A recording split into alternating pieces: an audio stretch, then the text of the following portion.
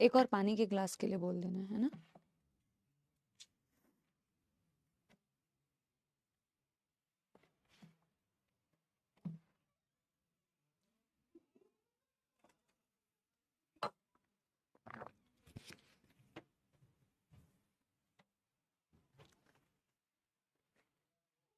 Good evening, good evening, good evening, नमस्ते नमस्ते नमस्ते, राधे राधे, नमस्कार नमस्कार, कैसे हैं आप लोग? Very good evening. क्या मेरे प्यारे प्यारे जग से न्यारे सपोलों को नजर आ रही हैं आपकी प्यारी प्यारी जग से न्यारी समाप्ति मैम? वेरी गुड इवनिंग बेटा, वेरी गुड इवनिंग। ये गुड नाइट कौन कर रहा है? 15 नवंबर 2024 है आज का दिनांक और हम शुरू करने जा रहे हैं बेटा आज का लेक्चर नंबर 7 ऑफ इवोल्यूशन। और आज हमें कंप्लीट करना है बेटा 2 टॉपिक। अगली जो क्लास होगी वो लास्ट क्लास होगी, टॉपिक की लास्ट क्लास होगी, बट हम एक क्वेश्चन प्रैक्टिस सेशन भी रखेंगे, ठीक है ना। सो हार्डी-विनबर्ग इक्विलिब्रियम या Hardy Weinberg principle and adaptive radiation है हमारा आज का टॉपिक। इसके बाद बेटा 2 टॉपिक्स बचते हैं, एक ही बचता है actually, evolution of different life forms. तो कुछ डेटा है एनसीईआरटी में, वो कि इन्वर्टिब्रेट कब आए, एम्फीबियंस कब आए, डायनासोर्स कब थे, और ह्यूमन एवोल्यूशन। ये 2 टॉपिक्स बचेंगे, ठीक है ना। यस, चलिए इसी बात के साथ में बेटा शुरू करते हैं हम आज का टॉपिक। जल्दी से मुझे बताएंगे हाउ इज दी जोश एवरीवन। और बेटा हम सबसे पहले करेंगे कल की क्लास का क्विक रिवीजन और फिर हार्डी-विनबर्ग इक्विलिब्रियम या हार्डी-विनबर्ग प्रिंसिपल स्टार्ट करेंगे। थ्योरी से डरने का नहीं बेटा, थ्योरी को पढ़ने का, थ्योरी से नहीं डरने का, थ्योरी को पढ़ने का, तभी बेटा इवोल्यूशन में सक्सेसफुल होने का, ठीक है ना। तो हमने कल बहुत ही खूबसूरत बेटा टॉपिक्स पढ़े थे कुछ, उसको मैं समाप्ति एक्सप्रेस से रिवाइज कराती हूँ आप लोगों को, क्विक रिवीजन कराती हूँ आप लोगों को। हमने जो टॉपिक्स बेटा कल की क्लास में पढ़े थे वो थे एविडेंसेस ऑफ एवोल्यूशन, ठीक है ना। बहुत बढ़िया बेटा, एविडेंसेस ऑफ एवोल्यूशन जो हमने पढ़ा था कि कैसे पता चला कि एवोल्यूशन हुआ है। कल हमने एनालॉगस स्ट्रक्चर से शुरू किया था, बट मैं होमोलॉगी एनालॉगी सारा बता देती हूँ आप लोगों को। तो मॉर्फोलॉजिकल एनाटॉमिकल एविडेंसेस में हमने पढ़ा कि किसी की मॉर्फोलॉजी, आप बेटा रिवाइज करो इस चीज को और इस रिवीजन को यूजफुल बनाओ अपने लिए, ठीक है ना।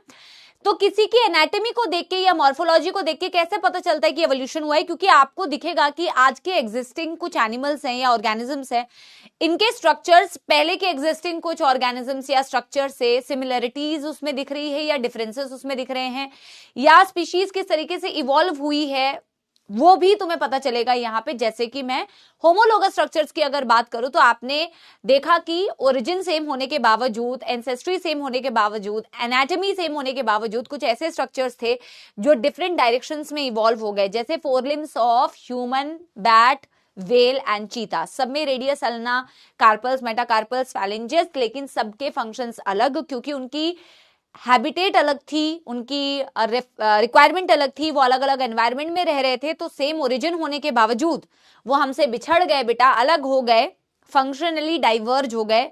सो homologous structures are also an evidence of divergent evolution, कि डाइवर्जेंट एवोल्यूशन कैसे होता है, एक कॉमन एंसेस्ट्री से शुरू करके कैसे डाइवर्ज कर जाते हैं बेटा, ठीक है ना, कैसे डाइवर्ज कर जाते हैं ऑर्गेनिजम्स। इसके अलावा आपने पढ़ा thorns of bougainvillea and tendrils of cucurbita. इसके अलावा आपने पढ़ा vertebrates heart and vertebrates brain. These are the examples of homologous structures.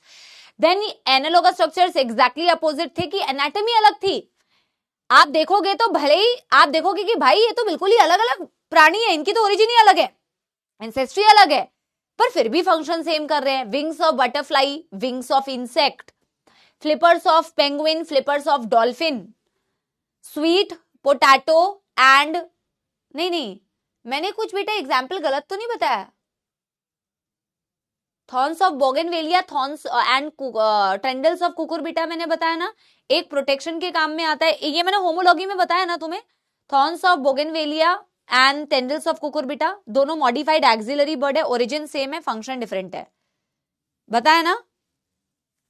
और यहां पे आ जाता है स्वीट पोटैटो, पोटैटो दोनों स्टोर्ड फूड हैं, एक मॉडिफाइड शूट है, एक मॉडिफाइड रूट है, ओरिजिन अलग है बट फंक्शन सेम है। और इसके अलावा तुमने पढ़ा eye of octopus and eye of mammal, दोनों विजन के काम में आ रहे हैं but of course origin wise अलग है। और ये दर्शाता है, बताया था ना, हाँ, और ये दर्शाता है बेटा, एनालॉगस स्ट्रक्चर्स ये दर्शाता है कि अलग ओरिजिन होने के बावजूद भी आपको उनमें फंक्शनल सिमिलैरिटी दिख सकती है, और वो इसीलिए दिख रही है, वो इस तरीके का एवोल्यूशन शो कर रहा है कि कन्वर्जेंट एवोल्यूशन भी होता है। कन्वर्जेंट एवोल्यूशन भी होता है कि आपकी एंसेस्ट्री अलग थी, आपकी ओरिजिन अलग थी, आपकी एनाटॉमी अलग थी, फिर भी वो फंक्शनली सेम है। वेस्टिजियल ऑर्गन्स भी आपकी मॉर्फोलॉजिकल एनाटॉमिकल एविडेंसेस में आते हैं, बट वो एनसीईआरटी में नहीं गिवन है। बट वेस्टिजियल ऑर्गन्स को देख के भी पता लगाया जाता है कि किस तरीके से इवोल्यूशन हुआ है। कुछ स्ट्रक्चर्स जो पहले फंक्शनल हुआ करते थे, आज वो फंक्शनल नहीं है, ठीक है। फिर मैंने आपको दूसरा बताया होगा बायोकेमिकल एविडेंसेस, कि आपको ऑर्गेनिजम्स के अंदर पाए जाने वाले कुछ प्रोटीन्स, कुछ जीन्स, डीएनए में भी सिमिलैरिटी दिखती है, और कहीं ना कहीं वो भी बेटा एक तरीके के एवोल्यूशन को ही बता रहे हैं। जैसे मैंने आपसे कहा था, चिंपैंजीज के साथ में हमारी सबसे, आप देखोगे, क्लोजेस्ट हमारा जीन मैच करता है, हमारी एंसेस्ट्री को ही बता रहा है। या आप सारे बेटा वर्टिब्रेट्स, इनवर्टिब्रेट्स में कॉमन एंजाइम्स देखेंगे, ये इनकी कॉमन ओरिजिन को बता रहा है। ट्रिप्सिन एंजाइम मैंने आपको बताया था। These are called as biochemical evidences. फिर मैंने आपसे कहा बेटा एम्ब्रियोलॉजिकल एविडेंस। क्वेश्चंस कैसे आते हैं ध्यान देना, मैं रिवाइज करा रही हूं, ठीक है। अर्नेस्ट हैकेल थे जिन्होंने एक थ्योरी दी थी, बायोजेनेटिक लॉ दिया था, रिकैपिचुलेशन थ्योरी दी थी, या ऑन्टोजेनी रिकैपिचुलेट्स फाइलोजेनी के बारे में बताया था। ऑन्टोजेनी का मतलब होता है डेवलपमेंट ऑफ एम्ब्रियोज, रिकैपिचुलेट्स का मतलब होता है रिपीट्स, फाइलोजेनी का मतलब होता है इवोल्यूशनरी हिस्ट्री को वो रिपीट करता है। वो इवोल्यूशनरी हिस्ट्री को रिपीट करता है, वो अपनी बेटा फैमिली ट्री को रिपीट करता है, अपनी एंसेस्ट्रल कॉमन एंसेस्ट्री को बताता है।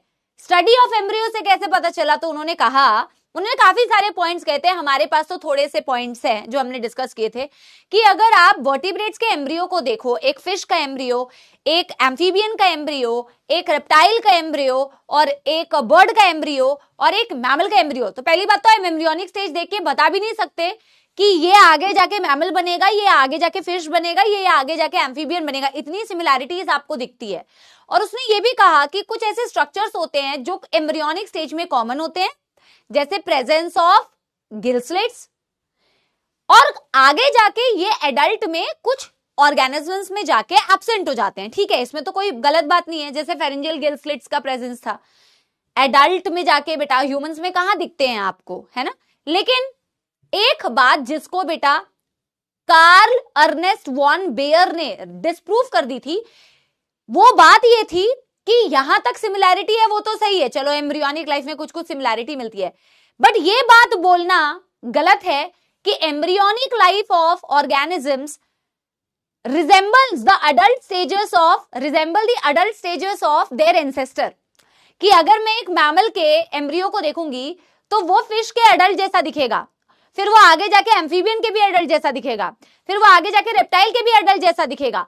एम्ब्रियोज कभी किसी और के एडल्ट स्टेज से पास नहीं होते। ये वाली बात गलत थी, पूरा थ्योरी गलत नहीं था, बट एनसीईआरटी को ही फॉलो करो कि they rejected the biogenetic law, या ऑन्टोजेनी रिकैपिचुलेट फाइलोजेनी को रिजेक्ट कर दिया। उन्होंने कहा embryos never pass through adult stage of any other animals. Embryos में सिमिलैरिटी है, लेकिन कोई भी जैसे मैमल का एम्ब्रियो है तो वो फिश के एडल्ट जैसा, या एम्फीबियन के एडल्ट जैसा, या रेप्टाइल के एडल्ट जैसा नहीं दिखेगा। ठीक है ना, ठीक है ना, समझ गए बेटा। Never pass through the adult stage, ये बोलना है, embryos never pass through the adult stage, this is embryological evidences. और एम्ब्रियोज में सिमिलैरिटी ये बताता है बेटा हमारी एंसेस्ट्री कहीं पानी से ही रही होगी, कि मछली जल की रानी, जीवन जिसका पानी था, फिर एम्फीबियंस आ गए, फिर रेप्टिलियंस आ गए, फिर एव्स और मैमल्स आ गए, एंसेस्ट्री। लेकिन सबसे बेस्ट एविडेंस अगर तुमसे कोई पूछे कि क्या है इवोल्यूशन का, that is fossils, palaeontological evidence. The study of fossil is called as palaeontology, and fossils are बेटा द एंटायर ऑर्गेनिज्म प्रिजर्व्ड और their specific part preserved over million of years, जो एक्सटिंक्ट हो चुके हैं, आज नहीं है। पर तुम्हें कैसे पता चला? तुम्हें इन्हीं फॉसिल से पता चला। एक्सक्रीटा भी प्रिजर्व हो जाता है, सॉफ्ट टिश्यूज भी कई बार प्रिजर्व हो जाते हैं, हार्ड पार्ट्स भी प्रिजर्व हो जाते हैं, फुटप्रिंट्स भी प्रिजर्व हो जाते हैं। This is fossil. Fossils usually sedimentary rocks में दिखते हैं, जो लेयर बाय लेयर डिपॉजिट हो के सेडिमेंट बाय सेडिमेंट बेटा सेडिमेंट्री रॉक्स का फॉर्मेशन करती है। और हर एक, अगर अर्थ के क्रस्ट को तुम देखो, क्रॉस सेक्शन देखो, जैसे एनसीईआरटी कहती है, अर्थ के क्रॉस सेक्शन को, क्रस्ट को अगर तुम देखोगे तो तुम्हें हर एक सेडिमेंट में तुम्हें जो भी फॉसिल्स मिल रहे हैं डेफिनेटली वो उस टाइम पीरियड में एग्जिस्ट कर रहे होंगे या उस टाइम पीरियड में मरे हुए होंगे, तभी आपको उस लेयर में वो फॉसिल डिपॉजिटेड दिख रहा है। जो भी फॉसिल तुम्हें किसी पर्टिकुलर सेडिमेंट में दिखा वो ये इंडिकेट कर रहा है कि उस टाइम पीरियड में वो फॉसिल मर गया होगा, तभी बेटा वो उस सेडिमेंट में डिपॉजिट हो गया। तो तुम layer by layer, in fact sediments की स्टडी करने पर तुम एज भी बता सकते हो, लेकिन उतनी एक्यूरेट एज तुम्हें नहीं मिलेगी, जिसे रिलेटिव बेटा डेटिंग कहा जाता है। रिलेटिव डेटिंग का मतलब होता है जब हम सेडिमेंट्स को स्टडी करते हैं तो हमें जो सबसे ओल्डेस्ट फॉसिल मिलता है वो सबसे डीप लेयर में मिलता है, और जो सबसे नया फॉसिल होगा वो सुपरफिशियल लेयर में होगा। लेकिन जैसे कि मैंने आपसे कहा ये एक्यूरेट इंफॉर्मेशन नहीं देता।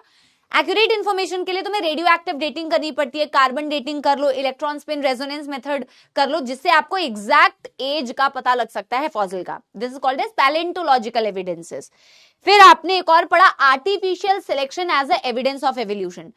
हम आज के डेट में एग्रीकल्चरल पर्पस के लिए, हॉर्टिकल्चर के लिए, स्पोर्ट्स के लिए बेटा कितनी सारी चीजों के लिए हमने आज के डेट में कितनी सारे प्लांट्स और कितने सारे एनिमल्स ब्रीडिंग करा दी है, कितने सारे नए नए बेटा आपने स्पीशीज बना दिए जो पहले एग्जिस्ट भी नहीं करते थे।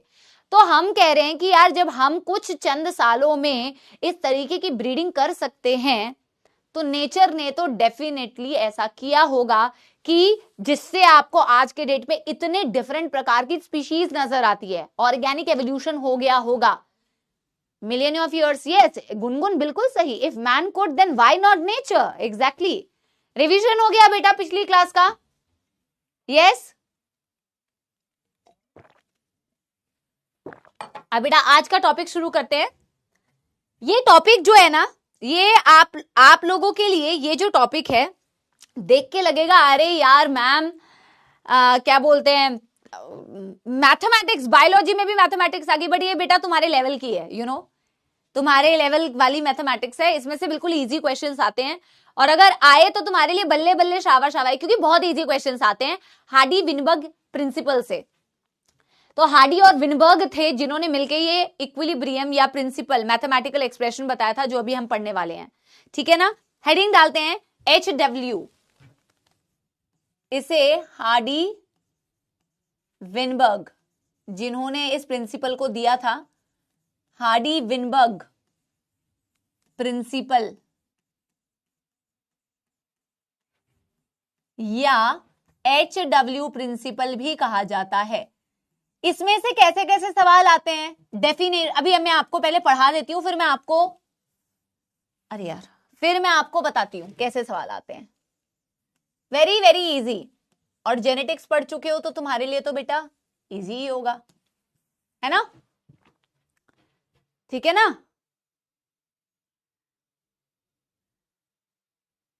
देखो अब, हाँ सुनो अब मेरे प्यारे प्यारे जगसे न्यारे बच्चों, तो यहां पे हम बात करते हैं अलील्स की, यहां हम बात करते हैं बेटा जीन्स की, यहां हम बात करते हैं जीन पूल की। ठीक है ना। तो सबसे पहले हम यहां पे बात करेंगे जीन्स की। किसकी बात करेंगे बेटा? जीन्स की। बैग के अंदर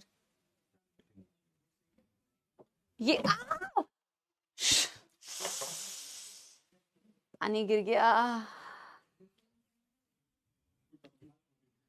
ये ओम सर और फैजल सर ने मेरी क्लास को डिस्टर्ब कर दिया है क्या? और जिसकी वजह से बेटा मेरे यहाँ टेबल पे पानी गिर गया है, मेरे हाथ में बेटा चोट लगने वाली थी। फैजल सर और ओम सर के पास अभी कोई बोल, फैजल सर के पास तो भर भर के, फैजल सर सुबह से लेके फैजल सर रात के 12 बजे ऑफिस से जाते हैं।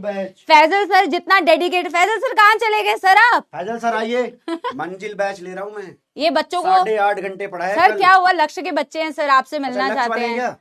लक्ष्य वालों को तो वो भी बात बताएंगे। सर कह रहे हैं कि सर सर ने सोचा इससे पहले कि मैम कुछ बोल दें उल्टा पुल्टा, उससे पहले सर ने कहा कि मैं अपनी सफाई में आप लोगों को हाई करके चला जाता हूँ। इससे सर ये बताना चाहते हैं कि सर नीट के बच्चे मुझे नहीं पहचानते। हो कहते हैं मैं नीट के बच्चों से बात नहीं करता। मैम गलत बोल रही है मैम, ऐसा मैंने नहीं बोला है। मैं सिर्फ ये बोल रहा हूँ नीट के बच्चे मुझे कम जानते होंगे, इसलिए कोई फायदा नहीं है। बस ऑल द बेस्ट। सर आपको कौन नहीं जानता? The GOAT। और यहाँ ओम सर जो थोड़ा अटेंशन लेने की कोशिश कर रहे हैं। क्लास 12th बोर्ड जल्द ही लेकर आ रहे हैं हम आपके लिए, गलती से आपका पानी गिर गया और ये हमारा प्रमोशन धीरे धीरे हो जाएगा। अरे वाह, तो ये बोर्ड्स की किताब सर कहेंगे, सर ये कहेंगे सर प्रमोशन, प्रमोशन नहीं दादा, बताना है, और बताना है अभी आगे बताएंगे, अभी आया नहीं है। इन फ्यूचर जल्द ही जल्द 3 दिन में दिखाई देगा, सुनाई देगा आपको, आपके कानों तक। ये आपकी जो सुंदरी मैम है वही बताएंगी बैच में आकर के। क्यों मैम? सुंदरी मैम जी, बिल्कुल बिल्कुल वेरी गुड। ये भी सपोला है क्या कि अर्जुना वाले के हो? सारे सपोला हैं अच्छा ये सारे, अरे आप लोग तो सपोला हैं, धीरे धीरे ग्रो होइए, कोबरा बनिए, आगे बढ़िए, जरूरी है आपका। नहीं तो वो खाली भर जीवन में एक ही लाइन तुम्हें याद रहेगी कि माइटोकॉन्ड्रिया क्या होता है, बाकी तुम्हें कुछ पता भी नहीं चलेगा, है ना। चलो कोबरा बनिए। बहुत बहुत बहुत इंटेलिजेंट बच्चे हैं, आके जो अपना प्रमोशन करके चले गए हो ना। नहीं बेटा, एक सर बहुत बढ़िया, इस किताब के बारे में मैं बताऊंगी, बहुत अच्छी किताब है और आप ऑफ कोर्स आप लोगों के लिए यूजफुल होगी, लेकिन इसका अनाउंसमेंट होगी जब सर बताएंगे कि किताब कब आ रही है, तब बताया जाएगा आपको इस किताब के बारे में, ठीक है ना। चलो बाय। अब सुनो यार, सुनो इधर, अब पढ़ते हैं बेटा, वापस आओ यार। कोई ना कोई बेटा क्लासेस में आजकल हमारे बेटा जैसे ही सेशन खत्म होने वाला है तो लोग आ रहे हैं बेटा, है ना। हाँ चलिए, yes everyone, Hardy Weinberg equilibrium या हार्डी विनबर्ग प्रिंसिपल। सबसे पहले हम बात करते हैं बेटा किसकी, सबसे पहले बेटा हम बात करते हैं किसकी बात करेंगे। सबसे पहले हम बात करते हैं अलील की बेटा, सबसे पहले हम बात करते हैं अलील की। तो अलील को हम कैसे बेटा डिफाइन कर सकते हैं। अब तो बेटा तुम एकदम बेटा वो क्या बोलते हैं, इस पे तुम एकदम तुम्हारा पकड़ होगी जेनेटिक्स पे। तो बताइए अलील क्या होता है। कह सकते हैं अलील को alternate form of a gene, कह सकते हैं। हाँ चलो चलो वापस आओ वापस आओ। हाँ अलील को मैं कह सकती हूँ बेटा ऑल्टरनेट फॉर्म ऑफ जीन, कह सकती हूँ बेटा। वैसे ही तुम्हारी कमजोर है मैथमेटिक्स, अब कमेंट में ज्यादा बेटा तुम उछलोगे तो ये इजी वाली मैथमेटिक्स में भी अंडा आ जाएगा ना। ऑल्टरनेट फॉर्म ऑफ जीन कह सकती हूँ बेटा अलील्स, जैसे फॉर एग्जाम्पल। अच्छा फिर तुम बेटा फिनोटाइप पढ़ते हो, फिर तुम जीनोटाइप पढ़ते हो ना, तो हम इसके रेफरेंस में भी बात करेंगे जो आपके एनसीईआरटी में एक्सप्लेन्ड है। देखो एक अलील की बात मैंने की कि alternate form of a gene, ठीक है ना। फिर मैं बात करती हूँ, एक होता है बेटा जीन पूल। जीन पूल जैसे बायोमॉलिक्यूल्स में हम पढ़ते हैं ना कि एक पूल होता है। जब आपको याद है, जब बायोमॉलिक्यूल्स में हमें पता करना था कि सेल्स के अंदर बेटा कौन से कंपोनेंट्स होते हैं, तो हम करते थे वो मोटर और पेसल से बेटा पेस्ट बनाते थे ट्राइक्लोरो एसिडिक एसिड में। तो हमें एक एसिड सॉल्यूबल पूल मिलता था, एक एसिड इन सॉल्यूबल पूल मिलता था। पूल का मतलब होता है सम टोटल, यहां पे ये इसका मतलब यहां पे था sum total of all the genes in a population, sum total of all genes in a population, all gene in a population, this is called as gene pool. समझे कि नहीं?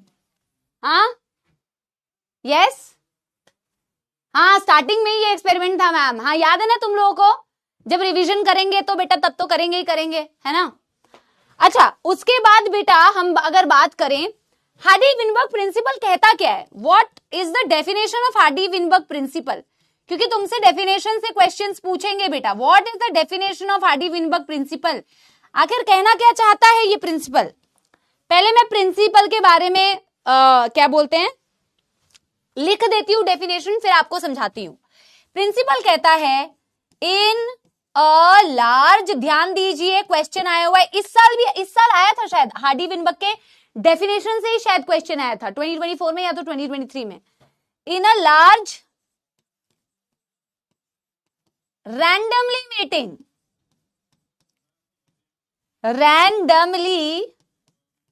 mating in a large randomly mating population, in a large randomly mating population, allelic frequency remain constant generation after generation after generation after generation, but condition क्या है? If the population is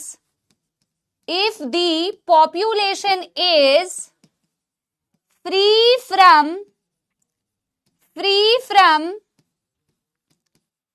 evolutionary forces like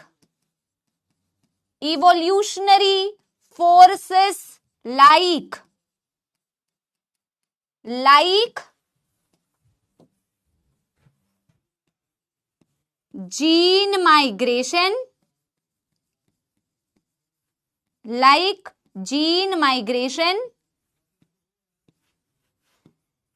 genetic recombination,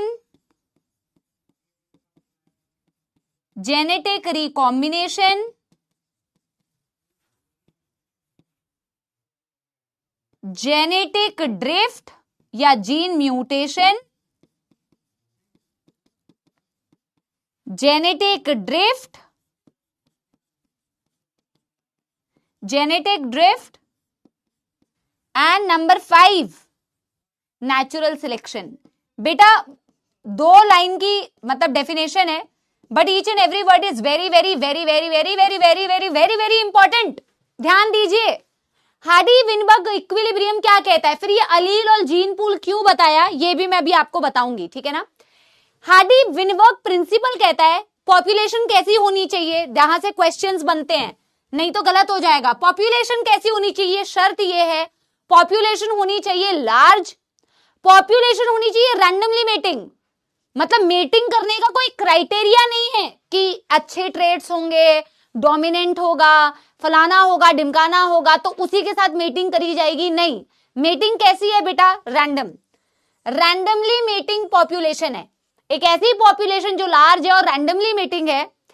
इनमें इसने कहा कि allelic frequency, अगर कोई भी population Hardy-Weinberg principal को फॉलो करता है या हार्डी-विनबर्ग इक्विलिब्रियम में है, अभी मैं आपको बताऊंगी, तो उस लार्ज रैंडमली मेटिंग पॉपुलेशन में generation after generation gene frequency, allelic frequency constant रहेगी। अभी मैं समझाती हूं कि इसका क्या मतलब है, लेकिन शर्त उन्होंने कहा उस पॉपुलेशन में कोई इवोल्यूशनरी फोर्सेस काम नहीं करने चाहिए, उसमें ना कोई जेनेटिक माइग्रेशन हो, ना उसमें जेनेटिक रिकॉम्बिनेशन हो, ना उसमें नेचुरल सिलेक्शन हो, ना उसमें म्यूटेशंस हो, ना उसमें कोई ड्रिफ्ट हो। अब इसमें से बेटा कुछ चीजें तो तुम्हें पता है, जैसे नेचुरल सिलेक्शन के बारे में तुम पढ़ चुके हो, थोड़ा बहुत म्यूटेशंस के बारे में पढ़ा है, म्यूटेशन का एक एक्सपेरिमेंट दिया हुआ है यहाँ, वो मैं पढ़ाऊंगी।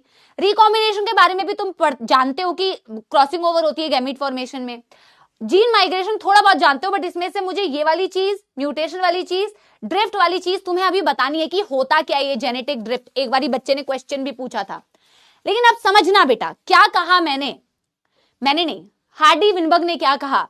हार्डी-विनबर्ग प्रिंसिपल या हार्डी-विनबर्ग इक्विलिब्रियम कहता है कि एक पॉपुलेशन हार्डी-विनबर्ग इक्विलिब्रियम को तब फॉलो करती है जब वो लार्ज है, रैंडमली मीटिंग है, उसमें जनरेशन आफ्टर जनरेशन अगर मैं किसी भी अलील की फ्रीक्वेंसी को चेक करूं, जो फर्स्ट जनरेशन में वो फ्रीक्वेंसी थी, और होती क्या ये अलीलिक फ्रीक्वेंसी अभी मैं समझाऊंगी, पेशेंस है ना, वो आज भी वैसी है, 10 जनरेशन के बाद भी वैसी ही होगी। लेकिन आप प्रैक्टिकली सोच के देखो, क्या ऐसा बेटा पॉसिबल है ना, क्या ऐसा पॉसिबल है?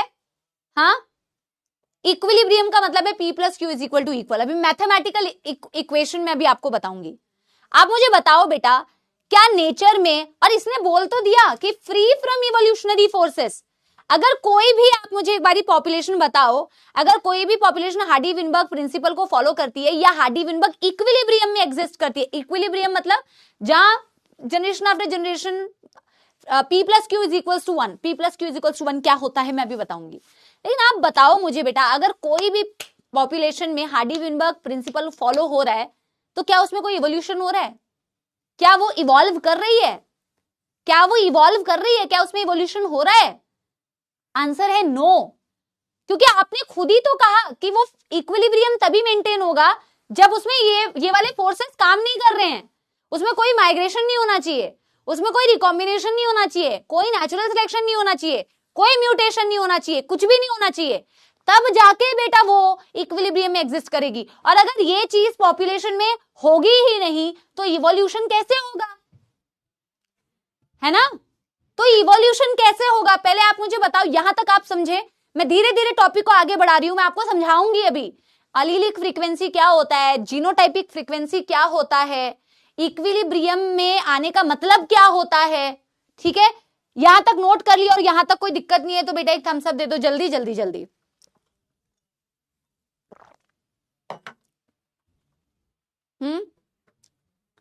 ये तुम्हें सिर्फ ये बता सकती है कि किसी मतलब तुम हार्डी विनबर्ग के मदद से ये बता सकते हो कि पॉपुलेशन में फ्रीक्वेंसी चेंज हुई है, इवोल्यूशन हुआ है, ऑपरेट कर रही है कोई भी फोर्सेस या नहीं कर रही है। ठीक है ना? Yes, clear. अब देखो मैं तुम्हें समझाती हूं, ठीक है ना, इनका क्या तात्पर्य था। तो ये कहते हैं अलीलिक फ्रीक्वेंसी के बारे में एक बात देखो, पहले लिखो और फिर मैं आपको समझाऊंगी। जैसे बेटा मैं लिखना है ये सारा, जैसे एक मैं अलील्स की बात कर रही हूं तो ये alternate form of a gene मैं कह रही हूं, ये कैपिटल ए है, ये स्मॉल ए है। कह सकती हूँ बेटा, मैं ये कह सकती हूं ना हाइपोथेटिकली कि ये मेरा डोमिनेंट अलील है और इन्हीं के कॉम्बिनेशन से बेटा मैं डिफरेंट जीनोटाइप्स बना सकती हूँ। जेनेटिक्स पढ़ चुके हो बेटा, बताओ मुझे ये बात। मैं इसे कह रही हूं ये एक डोमिनेंट अलील है और मैं इसे कह रही हूं बेटा ये क्या है, एक रिसेसिव अलील कह सकती हूं।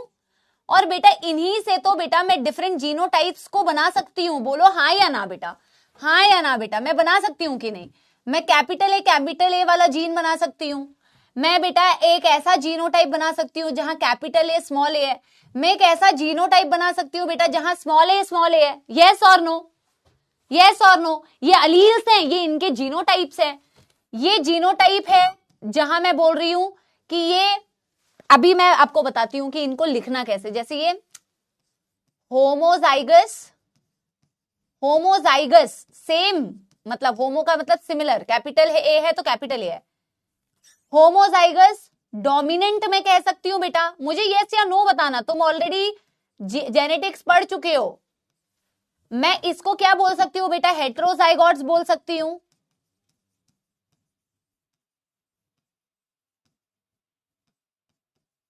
और मैं इन्हें क्या बोल सकती हूं बेटा, होमोजाइगस रिसेसिव। ये सारे जीनोटाइप को रिप्रेजेंट कर रहे हैं, होमोजाइगस रिसेसिव। क्या ये सारे जीनोटाइप को रिप्रेजेंट कर रहे हैं? बोलो हाँ या ना, कह सकते हैं ना बेटा। ऑल दीज आर बेटा रिप्रेजेंटिंग जीनोटाइप। एक अलील मैंने तुम्हें बताया और एक मैंने तुम्हें जीनोटाइप बताया, ये सारे जीनोटाइप को रिप्रेजेंट कर रहे हैं एक पॉपुलेशन में, राइट? अब बेटा अगला ध्यान से समझो, इन्होंने एक मैथमेटिकल एक्सप्रेशन दिया। इन्होंने Hardy Weinberg gave a mathematical expression, mathematical explanation of the principle. बेटा मैथमेटिकल एक्सप्रेशन इन्होंने एक दिया जिसके अनुसार, अभी हम पढ़ेंगे, हार्डी विनबर्ग ने एक मैथमेटिकल एक्सप्रेशन दिया ऊपर की डेफिनेशन को एक्सप्लेन करने के लिए। ठीक है ना? क्या मैथमेटिकल एक्सप्रेशन इन्होंने दिया? इन्होंने कहा, इन्होंने दो टर्म्स का यूज किया, P plus Q is equal to 1। और अगर ऐसा होता है तो पॉपुलेशन इक्विलिब्रियम में है, जिसे इन्होंने कहा population is in Hardy Weinberg equilibrium. अब मैं समझाती हूं P क्या है, Q क्या है, ये मैं अभी आपको समझाती हूं। क्या कहा इन्होंने ऊपर जो बोला ना, लार्ज रैंडमली मेटिंग पॉपुलेशन, इन्होंने बोला अलील की फ्रीक्वेंसी कांस्टेंट होती है जनरेशन आफ्टर जनरेशन, और अगर अलीलिक फ्रीक्वेंसी कांस्टेंट होती है, कोई फोर्स उस पर एक्ट नहीं कर रहा है, तो उन्होंने बोला इसका मतलब P प्लस Q का मतलब होता है इक्वल टू 1। पर P क्या है, पर Q क्या है और P क्या है? अब समझो P क्या है, Q क्या है। इन्होंने कहा P रिप्रेजेंट स्मॉल p है और स्मॉल q है। इन्होंने बोला small p frequency of dominant अलील, और मैं हाइपोथेटिकल एग्जाम्पल लेके आपको समझा भी दूंगी इसे अभी, ठीक है। Q को इन्होंने बोला frequency of recessive Aleel. What is the meaning of frequency? क्या थोड़ी सी मैथमेटिक्स याद है 10वीं क्लास की? हाँ, हेट्रोजाइगस, हेट्रोजाइगस, ठीक है। हाँ, अभी सुनो, थोड़ी बहुत फ्रीक्वेंसी याद है बेटा? फ्रीक्वेंसी कैसे निकालते हैं? अब मैं आपको समझाती हूं कि यहाँ पे what is the meaning of frequency. Frequency का मतलब क्या होता है? हाउ डू यू अंडरस्टैंड कि यहाँ पे तुम बोल रहे हो कि अच्छा P का मतलब होता है frequency of dominant Aleel, Q का मतलब होता है frequency of recessive Aleel. What is the meaning of frequency? तो थोड़ा सा बेसिक्स को समझाती हूं मैं तुम्हें, थोड़ा सा बेसिक्स में तुम्हें समझाती हूं। मान लो एक पॉपुलेशन है माइस की, मान लो एक पॉपुलेशन है किसकी? माइस की पॉपुलेशन है, मान लो हाइपोथेटिकल। मैं तुम्हें frequency, rate of occurrence, correct, rate of occurrence 1 by total. अच्छा देखो, अभी मैं 1 by टाइम पीरियड, अभी मैं तुम्हें दिखाती हूँ, समझाती हूँ। देखो इस एग्जाम्पल से मैं तुम्हें समझाती हूँ कि फ्रीक्वेंसी का मतलब क्या है। यहाँ जैसे माइस है ना बेटा, और टोटल बेटा इस पॉपुलेशन में ना कितने माइस है? 200 माइस है। कितने माइस है इस पॉपुलेशन में? 200 माइस है। मैं कह रही हूं इसमें कुछ व्हाइट फर वाले माइस है, मान लो व्हाइट हेयर वाले, ये कितने हैं बेटा? 120। और मैं कह रही हूं कि इसमें कुछ ब्लैक हेयर वाले माइस है, ये कितने हैं? 80।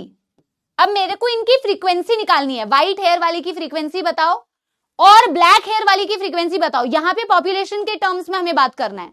तो मैं कैसे फ्रीक्वेंसी निकालूंगी बेटा? अगर मैं इसकी फ्रीक्वेंसी ऑफ, अगर मैं फ्रीक्वेंसी व्हाइट हेयर वाले की, जो भी इसका जीन रिस्पॉन्सिबल है, अगर मैं व्हाइट हेयर वाले की फ्रीक्वेंसी निकालना चाहती हूं तो मैं ऐसे निकाल सकती हूँ 120/200। और अगर मैं बेटा फ्रीक्वेंसी इसकी निकालू ब्लैक वाले की, पॉपुलेशन में क्या फ्रीक्वेंसी है, तो मैं 80/200 कर सकती हूं बेटा। बोलो हाँ या ना, हाँ या ना। परसेंटेज भी निकाल सकते हो, या तो तुम बोल दो कि इसकी फ्रीक्वेंसी है 0.6, या फिर कह लो 60%, और यहां पे कह लो इसकी फ्रीक्वेंसी है 0.4 या फिर 40%। मानते हो कि नहीं इस बात को? बोलो हाँ या ना। किसी भी इंडिविजुअल की तुम फ्रीक्वेंसी कैसे निकाल रहे हो? उसके number of individual upon total number of individual. Percentage निकालनी है तो इंटू 100 कर दो। मानते हो कि नहीं? अब वो कह रहा है कि अगर मैं इसी पॉपुलेशन को देखूं बेटा, generation after generation, generation after generation, generation after generation, generation after generation, तो मुझे हमेशा बेटा व्हाइट हेयर वाले ऐसे ही 0.6 वाली फ्रीक्वेंसी दिखेगी, और मुझे ब्लैक हेयर वाले हमेशा 0.4 वाली फ्रीक्वेंसी दिखेगी। प्रैक्टिकली अगर मैं जैसे मॉथ वाला एग्जांपल लूं, एक बार आप देखोगे ब्लैक मॉथ ज्यादा थी, एक बार तुम देखोगे व्हाइट मॉथ ज्यादा थी, फ्रीक्वेंसी चेंज हो रही थी, क्योंकि नेचुरल सिलेक्शन हो रहा था। नेचुरल सिलेक्शन ऑपरेट करेगा तो ये फ्रीक्वेंसी हमेशा बदलेगी। लेकिन हम तो हार्डी-विनबर्ग इक्विलिब्रियम की बात कर रहे हैं। हम कह रहे हैं कि एक ऐसी पॉपुलेशन है जहां कोई इवोल्यूशनरी फोर्स एक्ट नहीं कर रहा, ना वहां म्यूटेशन हो रही है, ना वहां ड्रिफ्ट हो रहा है, ड्रिफ्ट क्या होता है मैं बताऊंगी अभी, ना वहां नेचुरल सिलेक्शन हो रहा है, ना कोई रिकॉम्बिनेशन हो रहा, कुछ भी नहीं हो रहा।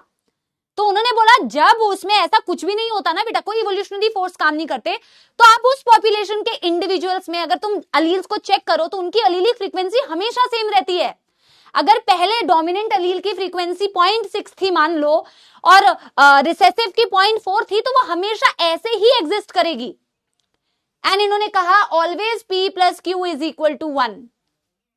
अब मैं आपको समझाती हूं, पहले मुझे मतलब यहां तक तुम्हें बेटा ये बेसिक समझ में आए, कॉन्सेप्ट को समझाने के लिए जो मैंने बेसिक्स का इस्तेमाल किया ये तुम्हें समझ में आया। अब मैं तुम्हें ये समझाती हूं, ये जो बोला है अब तुम्हें वैसे समझ में आएगा।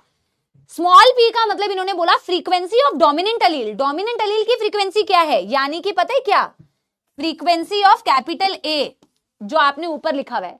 डोमिनेंट अलील ये है, तो F का मतलब है फ्रीक्वेंसी, A का मतलब डोमिनेंट अलील की फ्रीक्वेंसी, Q का मतलब है frequency of recessive Aleel, frequency of small a।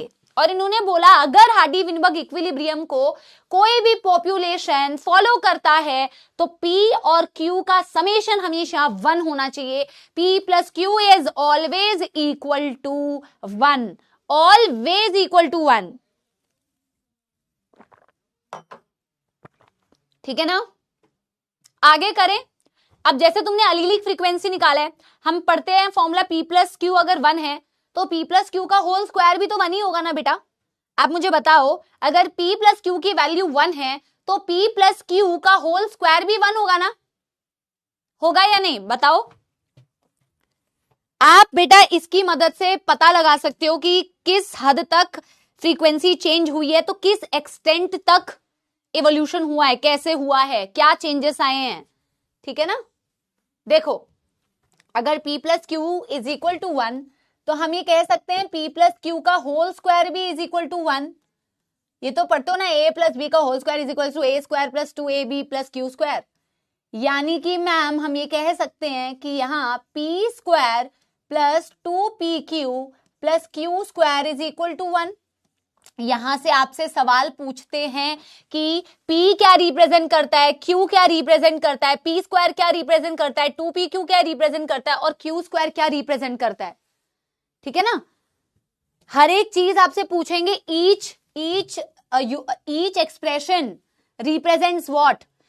तो स्मॉल p ने क्या रिप्रेजेंट किया था, अलीलिक फ्रीक्वेंसी को रिप्रेजेंट किया था कि डोमिनेंट अलील की जो फ्रीक्वेंसी है वो है स्मॉल p। P स्क्वायर क्या रिप्रेजेंट करता है पता है, genotypic frequency of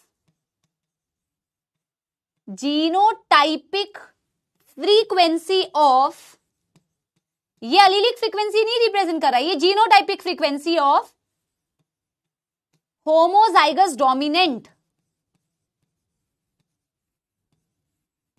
homozygous dominant यानी कि बेटा मैं कह सकती हूं, अभी तो मैंने तुम्हें जीनोटाइप समझाया था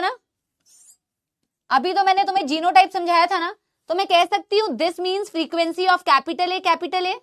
होमोजाइगस डोमिनेंट क्या था, पीछे की स्लाइड में देखो, नोटबुक में देखो। वैसे ही क्या मैं क्यू स्क्वायर के लिए कह सकती हूं, this is the genotypic frequency of, allelic frequency नहीं है अभी है, this is genotypic frequency of homozygous recessive कह सकते हैं, ये होमोजाइगस रिसेसिव यानी कि फ्रीक्वेंसी ऑफ स्मॉल ए कह सकती हूं मैं, नहीं, यही बेटा गलत है। अगर आपने ये कह दिया ना कि PQ रिप्रेजेंट्स हेटेरोजाइगस डोमिनेंट, जिसने भी अपना नाम ऑल इंडिया रैंक 1 रखा है और गलत आंसर दिया है, PQ रिप्रेजेंट नहीं करता है, 2PQ रिप्रेजेंट करता है, और यही आप गलती करते हो। PQ रिप्रेजेंट नहीं करता, 2PQ रिप्रेजेंट करता है। It represents genotypic frequency of heterozygous, genotypic frequency of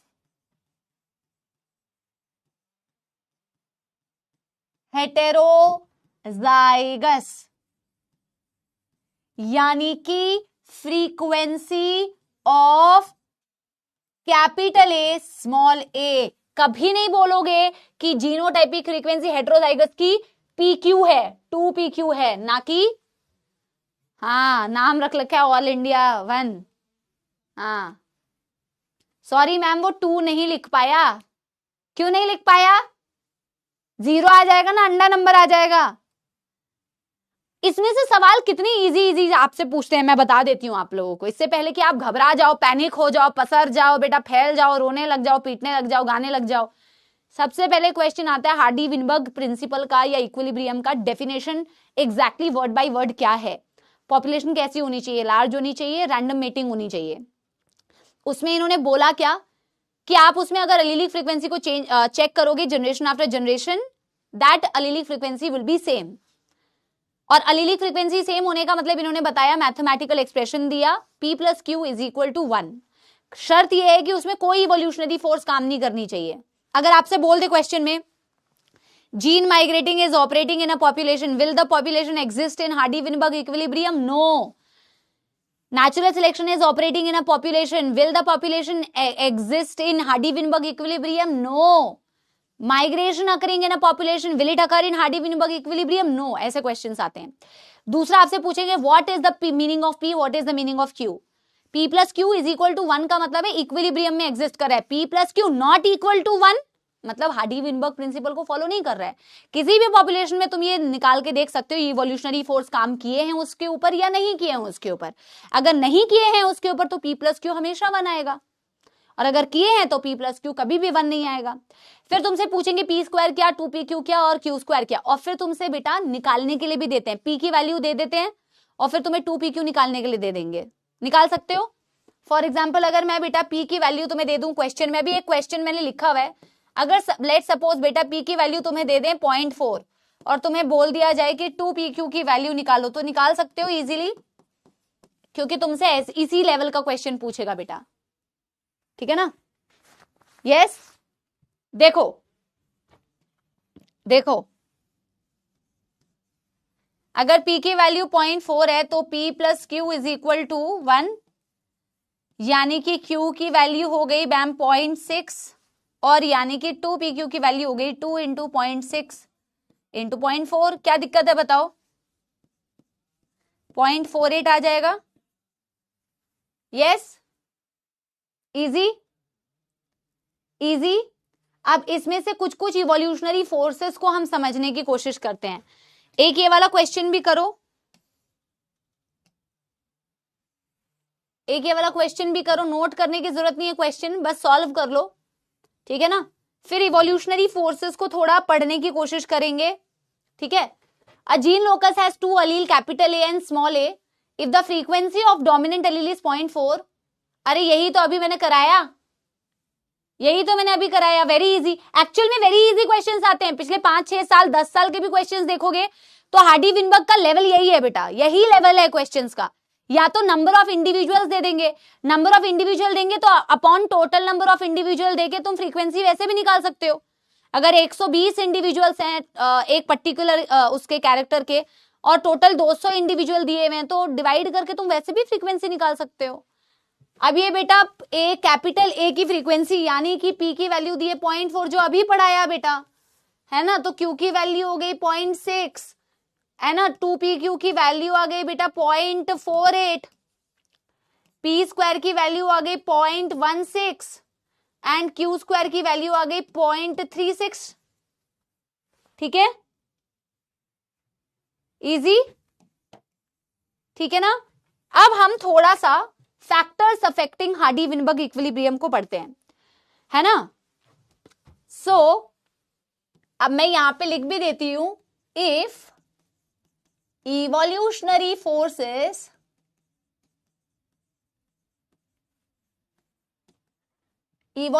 forces did operate in a population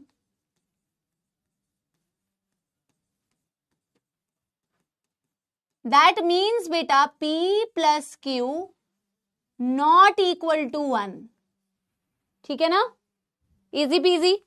अब बेटा एक तो बहुत गर्म कर दिया इन लोगों ने यार। अब हम कहते हैं factors affecting Hardy Weinberg equilibrium. आधे फैक्टर्स तुम्हें पता है और कुछ फैक्टर्स बेटा अभी मैं तुम्हें समझा दूंगी, थोड़ा ठंडा कर देना। Factors affecting Hardy Weinberg equilibrium, कुछ तुम्हें ऑलरेडी पता है बेटा। अच्छा तुमने कोई एक ऐसा एग्जाम्पल नहीं पढ़ा 11वीं कक्षा में जिसमें कोई इवोल्यूशन नहीं हुआ, एक ऐसा फॉसिल जिसमें कोई इवोल्यूशन नहीं हुआ, जो कई सालों पहले जैसा था आज भी वैसा ही है? नहीं पढ़ा तुमने ऐसा कोई एग्जाम्पल? लिविंग फॉसिल नंबर 1 में इसमें बताने जा रही हूं, को किस कैसे भी तुम सीक्वेंस में पढ़ सकते हो। Gene migration,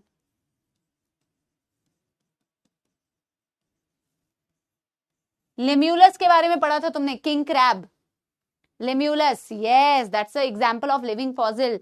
no evolution, no changes, जैसे कई साल पहले थी वैसे ही सेम है।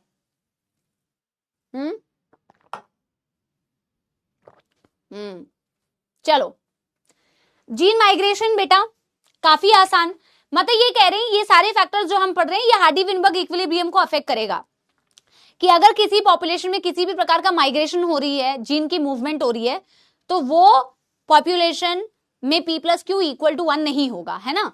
अब बहुत ही इजी है बेटा, एक डायग्राम की मदद से इसे समझते हैं कि ये एक पॉपुलेशन है, इस पॉपुलेशन में काफी सारे इंडिविजुअल्स हैं बेटा, पहले इनकी एलीलिक फ्रीक्वेंसी कुछ ऐसी रही होगी, मान लो, है ना, कुछ ऐसी रही होगी इनकी एलीलिक फ्रीक्वेंसी। अब बेटा क्या हो रहा है ना, इसमें मूवमेंट हो रही है, जीन माइग्रेट कर रहे हैं। जीन कैसे माइग्रेट करते हैं? जीन्स किसके अंदर है? जीन इंडिविजुअल्स के अंदर है, जीन इंडिविजुअल के अंदर है। इंडिविजुअल मूव कर जाएगा तो जीन मूव कर गई ना बेटा, इंडिविजुअल मूव कर रहे हैं, जीन मूव कर रहे का मतलब ये है इंडिविजुअल्स मूव कर रहे हैं पॉपुलेशन में से। तो ये आपकी ओरिजिनल पॉपुलेशन है, ये आपकी ओरिजिनल पॉपुलेशन है या नहीं? ये आपकी ओरिजिनल पॉपुलेशन है। अब इसमें से मैं कह रही हूं कि मूवमेंट हो रही है, मूवमेंट हो रही है, और मूवमेंट दो प्रकार की हो सकती है, बाहर की तरफ भी हो सकती है, और ये मूवमेंट बेटा इस पॉपुलेशन के अंदर की तरफ भी हो सकती है। मतलब कोई नए इंडिविजुअल्स ऐड हो रहे हैं या इंडिविजुअल्स इनको छोड़ के जा रहे हैं। मान लो कि अगर कुछ इंडिविजुअल्स इनको छोड़ के चले गए, कुछ इंडिविजुअल्स इनको छोड़ के चले गए, तो क्या लगता है तुम्हें बेटा, क्या इनकी जीन फ्रीक्वेंसी चेंज होगी? बिल्कुल होगी। आपकी जो इंडिविजुअल पहले जीन पूल था, अब तुमने उसको छेड़ दिया ना, अब तुमने उसे छेड़ दिया, इंडिविजुअल्स बेटा मूव करके दूसरी जगह चले गए, एग्जिट कर गए। इस तरीके की मूवमेंट को बोलते हैं एमिग्रेशन। ई का मतलब एग्जिट मान लो, ई से एग्जिट कर लो, मतलब individuals exit from original population. Of course बेटा, अगर ओरिजिनल पॉपुलेशन में से इंडिविजुअल मूव कर जाएंगे तो बेटा इसकी जीन पूल अफेक्ट हो जाएगी, P+Q1 नहीं रहेगा। और सिमिलरली बेटा अगर तुम देखोगे इमिग्रेशन हो रहा है ना, अगर इंडिविजुअल्स इसमें ऐड हो जाएं तो भी इसका जीन पूल डैमेज क्या अफेक्ट हो जाएगा, चेंज हो जाएगा। इमिग्रेशन मतलब मूविंग इनटू पॉपुलेशन। ये दोनों बेटा माइग्रेशन ही है, ये दोनों ही माइग्रेशन है, चाहे मूवमेंट अंदर की तरफ हो। मान लो नए इंडिविजुअल्स आ गए बेटा, अभी तक तुम्हारे पास पीले रंग के इंडिविजुअल नहीं थे, अब तुम्हें पीले इंडिविजुअल भी दिखने लग गए। ऑफ कोर्स इसका जीन पूल चेंज होगा, ऑफ कोर्स इसका जीन पूल चेंज होगा, राइट? समझ गए? सो चाहे एग्जिट हो रही हो, चाहे बेटा एंट्री हो रही हो, किसी भी प्रकार से जीन पूल चेंज हो जाएगा। तभी तो हम बोलते हैं it should be free from migration. NCERT ने एक जीन फ्लो करके भी वर्ड दिया होगा, जीन फ्लो और जीन माइग्रेशन एक्चुअल में सेम है। अगर किसी भी पॉपुलेशन में मल्टीपल टाइम जीन माइग्रेशन हो जाए ना तो उसे जीन फ्लो कहते हैं, क्योंकि एनसीईआरटी में अलग से दिया हुआ है, तो आपको पता होना चाहिए।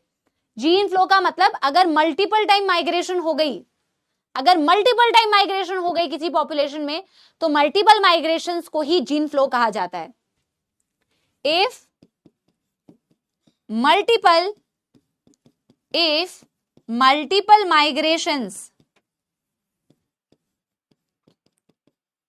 occur in a population, ठीक है ना? तो एक जीन माइग्रेशन तुमने पढ़ा नहीं था तो मैंने थोड़ा सा बता दिया। देखो यार, जो दूसरा फैक्टर है वो तुम्हें ऑलरेडी पता है, तो उसकी कहानी को तुम्हें डिटेल में करना नहीं है, यहां पूरा लिखना नहीं है। हमें ऑलरेडी पता है जेनेटिक रिकॉम्बिनेशन से वेरिएशंस आएंगी, और हमें वेरिएशन नहीं चाहिए, हमें तो सेम चाहिए, कोई चेंज नहीं चाहिए। जेनेटिक रिकॉम्बिनेशन यानी कि गैमीट फॉर्मेशन के दौरान जो क्रॉसिंग ओवर होता है, and this can result into बेटा डिस्टर्ब और change in the gene frequency, right? कह सकते हैं ना बेटा ऐसा? तो हम लिख देते हैं जेनेटिक रिकॉम्बिनेशन में ड्यूरिंग क्रॉसिंग ओवर होता क्या है, ये during crossing over in gamete formation, इसी को आप बोलते हैं जेनेटिक रिकॉम्बिनेशन। दैट्स इट, इससे ज्यादा तुम्हें लिखना भी नहीं है, इससे तुम्हें लिखना भी नहीं है ज्यादा, ठीक है ना? हाँ, डिटेल में तुमने पूरा पढ़ा हुआ है। तो जीन माइग्रेशन होगी या जेनेटिक रिकॉम्बिनेशन होगी, ठीक है, जीन फ्रीक्वेंसी चेंज हो गई। तीसरा म्यूटेशंस, ऑफ कोर्स म्यूटेशन होगी तो जीन पूल चेंज होगा। और इसके लिए ना बेटा एनसीईआरटी ने एक लेडरबर्ग एक्सपेरिमेंट, जो तुम्हें पता है ऑलरेडी, अभी देखो तुमने वैसा सिमिलर एक्सपेरिमेंट पढ़ा हुआ है, अभी मैं तुम्हें वो दिखाऊंगी जो एनसीईआरटी ने दिया हुआ है, तो हमें करना पड़ेगा। आपको ऑलरेडी पता है कि म्यूटेशन से भी gene frequency change, allelic frequency generation after generation constant नहीं रहेगी, चेंज हो जाएगी।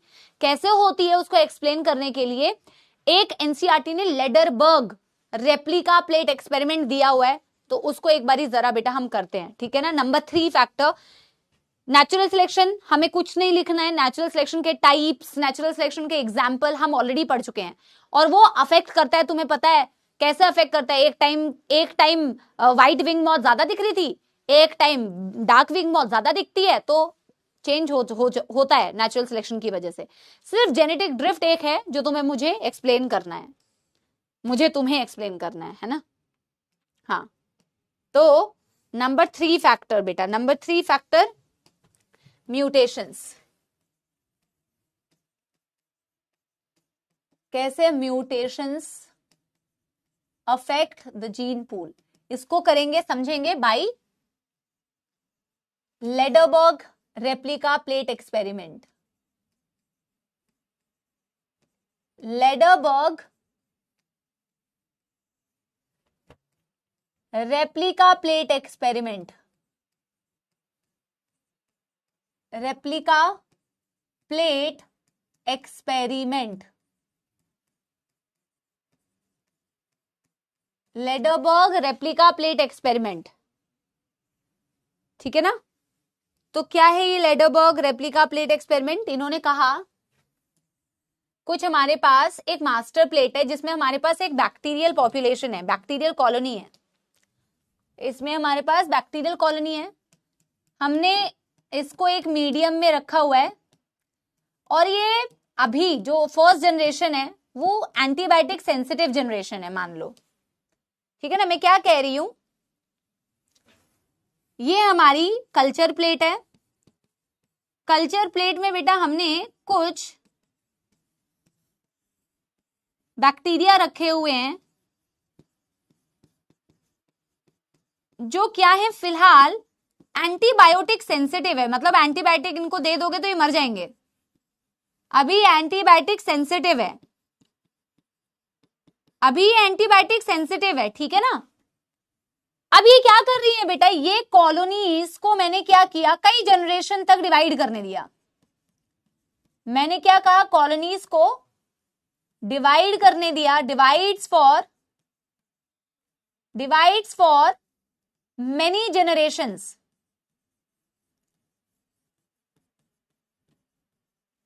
क्या किया इसने, बहुत जनरेशंस तक इसने डिवाइड किया। बोर्ड को तो बेटा क्या ही बताऊं यार, बहुत जनरेशन तक इसने बेटा कॉलोनी को, मैंने इधर नहीं लिखते, इसके जैसी इसको ऊपर लिखते हैं, रिप्रोड्यूसेस फॉर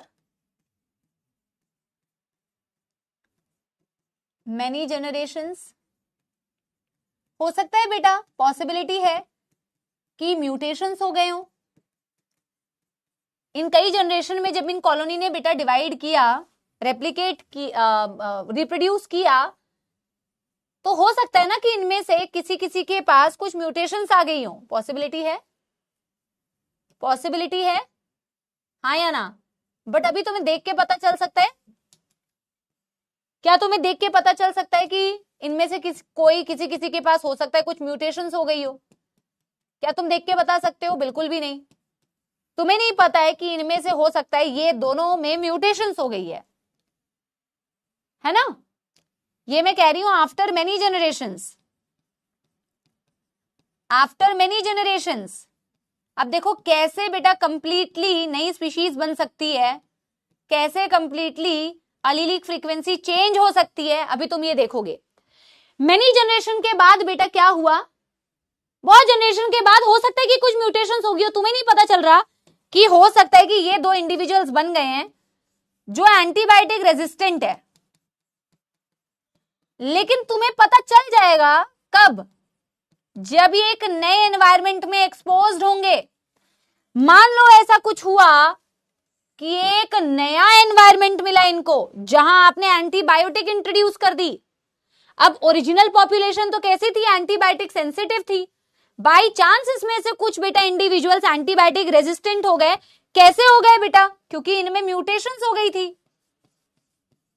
क्योंकि इनमें म्यूटेशंस हो गई थी यार।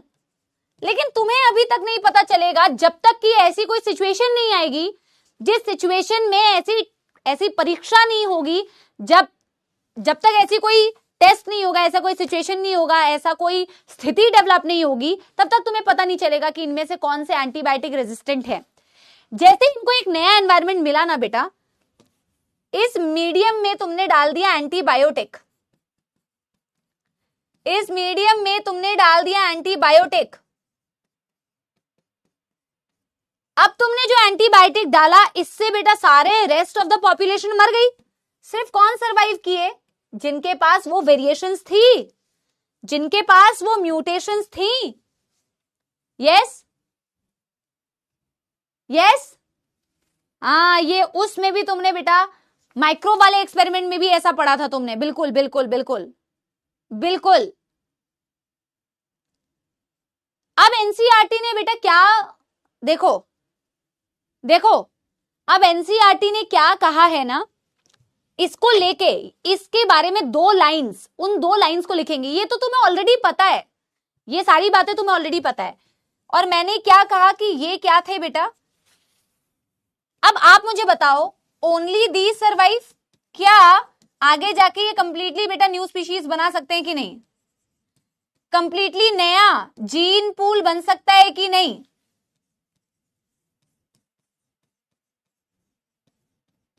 बन सकता है कि नहीं, जो ओरिजिनल पॉपुलेशन से तुम्हें अलग दिख रहा है? जीन फ्रीक्वेंसी चेंज हो जाएगी कि नहीं? अब तुम उसी पॉपुलेशन को देखो और इस पॉपुलेशन को देखो, क्या एलीलिक फ्रीक्वेंसी चेंज नहीं हुई? बिल्कुल चेंज हो गई, बिल्कुल चेंज हो गई, एलीलिक फ्रीक्वेंसी चेंज हो गई मैम, है ना, समझे ना? लेकिन ये बेटा म्यूटेशंस कब हुए, कैसे हुए, हो गए होंगे, और इनका एक्सप्रेशन तब हुआ जब एक नया एनवायरनमेंट आया। ठीक है ना?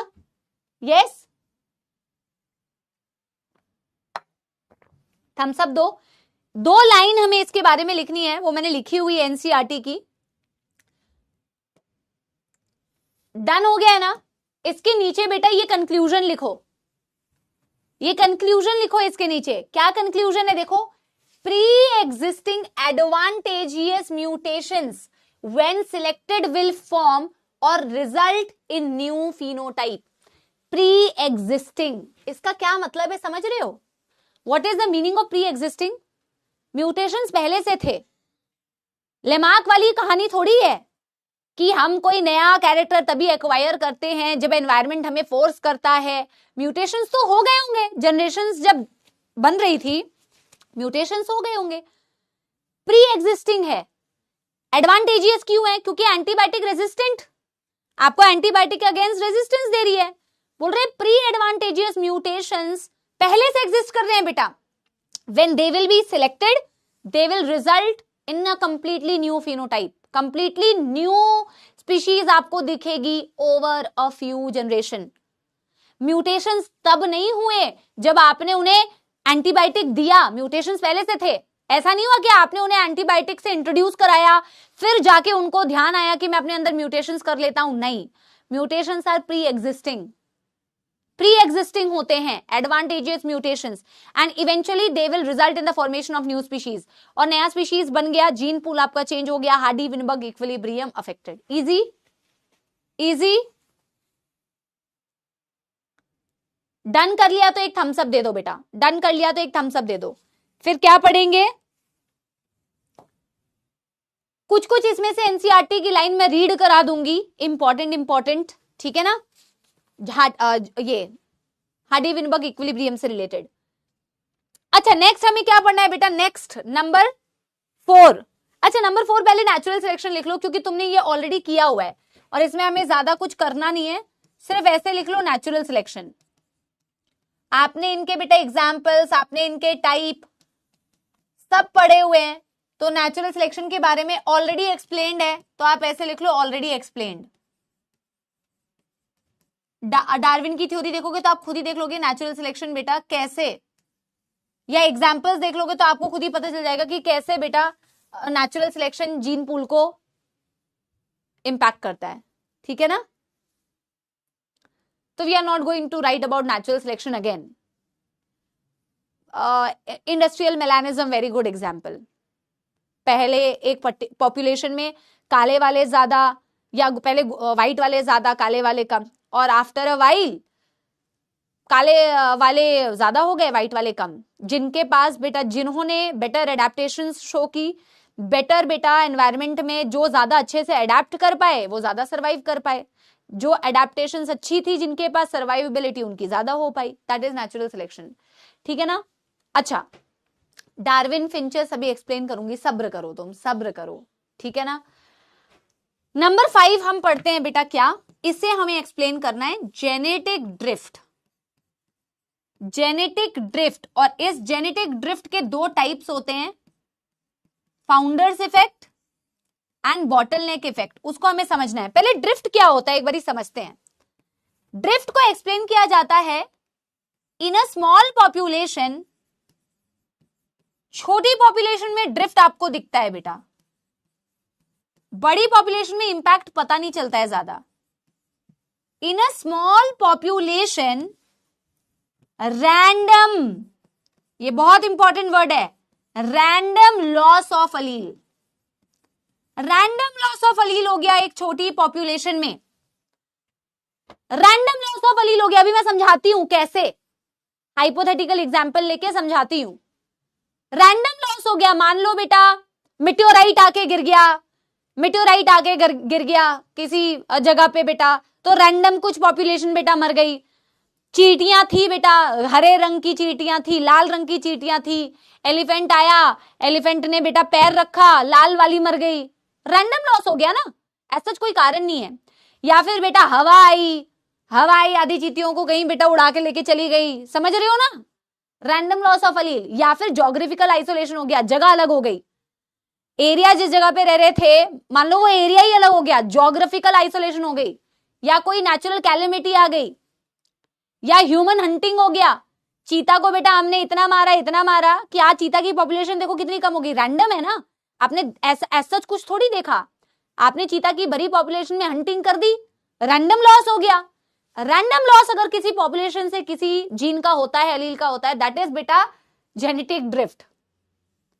अरे तुमने बेटा 10th में ये एग्जाम्पल दिया हुआ है, तुम्हें नहीं पता चींटियों वाला, तुम कह रहे हो हरे रंग की चींटी, अरे भाई ये एग्जाम्पल है, पता नहीं तुमने ये एग्जाम्पल पढ़ा है कि नहीं, आपके एनसीईआरटी में दिया हुआ है ये कि एलिफेंट का फुट गिरता है तो कुछ चींटियां बेटा मर जाती हैं, सच में।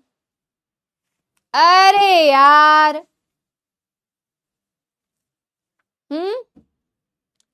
कैसी बात कर रहे हो। चलो, रैंडम लॉस ऑफ अलील, ठीक है ना, may be due to natural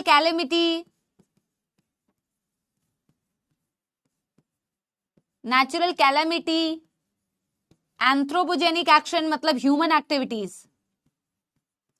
anthropogenic action यानी कि ह्यूमन एक्शन, हाँ, डिलीटेड सिलेबस, तुम तो यार उठो उसके ऊपर। एंथ्रोपोजेनिक एक्शन, नेचुरल कैलामिटी या जियोग्राफिकल आइसोलेशन। जियोग्राफिकल आइसोलेशन हो गया यार, जियोग्राफिकल आइसोलेशन हो गया, एरिया अलग हो गए भाइयों और बहनों, एरिया सेपरेट, इसे आप कहते हैं बेटा जेनेटिक ड्रिफ्ट। इसे मैं समझाती हूं, पर हम ना क्या करते हैं, 2 प्रकार के ड्रिफ्ट होते हैं, 2 प्रकार से रैंडम लॉस होता है, एक जिसे फाउंडर्स पॉपुलेशन कहते हैं और एक जिसे बॉटलनेक इफेक्ट कहते हैं। 2 प्रकार के जेनेटिक ड्रिफ्ट होते हैं। तो मैं एक काम करती हूं, इन्हीं को एक्सप्लेन करते हुए एग्जांपल से एक्सप्लेन करती हूं। There are 2 type of genetic drifts बेटा, 2 types of genetic drift, 2 types of genetic drift, 2 प्रकार के जेनेटिक ड्रिफ्ट होते हैं मेरे प्यारे सपोलो। एक होता है जिसे हम कहते हैं फाउंडर्स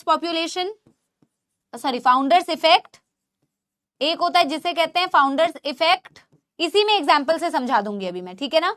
और एक होता है जिसे कहते हैं बॉटल नेक इफेक्ट, जिसे कहते हैं बॉटल नेक इफेक्ट, ठीक है ना। Done, done.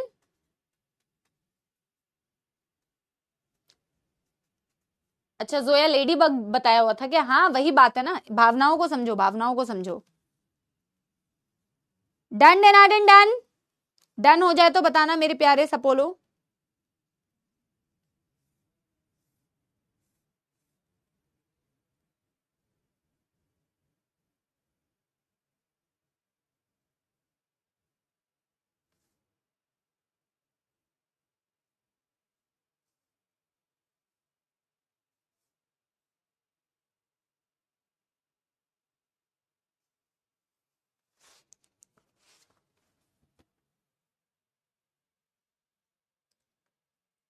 Love you too, love you too, love you too. बच्चों फाउंडर्स इफेक्ट करें, बिल्कुल फाउंडर्स का मतलब फाउंडर से ही है।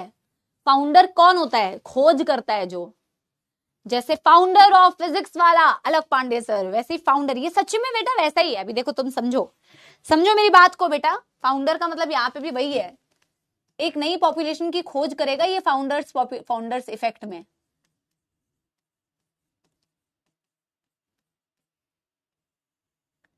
अब मैं एग्जाम्पल के थ्रू ही इसे समझाती हूं, अब मैं एग्जाम्पल के थ्रू ही इसे समझाती हूं, ठीक है ना। मैं डार्विन फिंच वाला एग्जाम्पल ना तुम्हें एडेप्टिव रेडिएशन में समझाऊंगी, यहां पे भी मैं बता दूंगी। पहले मैं कुछ हाइपोथेटिकल एग्जाम्पल से तुम्हें समझाने की कोशिश करती हूं। मान लो बेटा कि ये क्या है, एक पॉपुलेशन है, एक छोटी सी पॉपुलेशन है, और इस पॉपुलेशन में क्या है ना बेटा, लिजर्ड रहते हैं। कौन रहता है? लिजर्ड। पर मैं लिजर्ड को लिजर्ड जैसा नहीं बनाऊंगी, मैं लिजर्ड को डॉट से रिप्रेजेंट करती हूं। मैं यहां लिजर्ड को डॉट से, आप कोई भी एग्जांपल ले सकते हैं, ऐसे भी ले सकते हैं। एक पॉपुलेशन है जिसमें नीली आंख वाले लोग हैं और ब्राउन आंख वाले लोग हैं।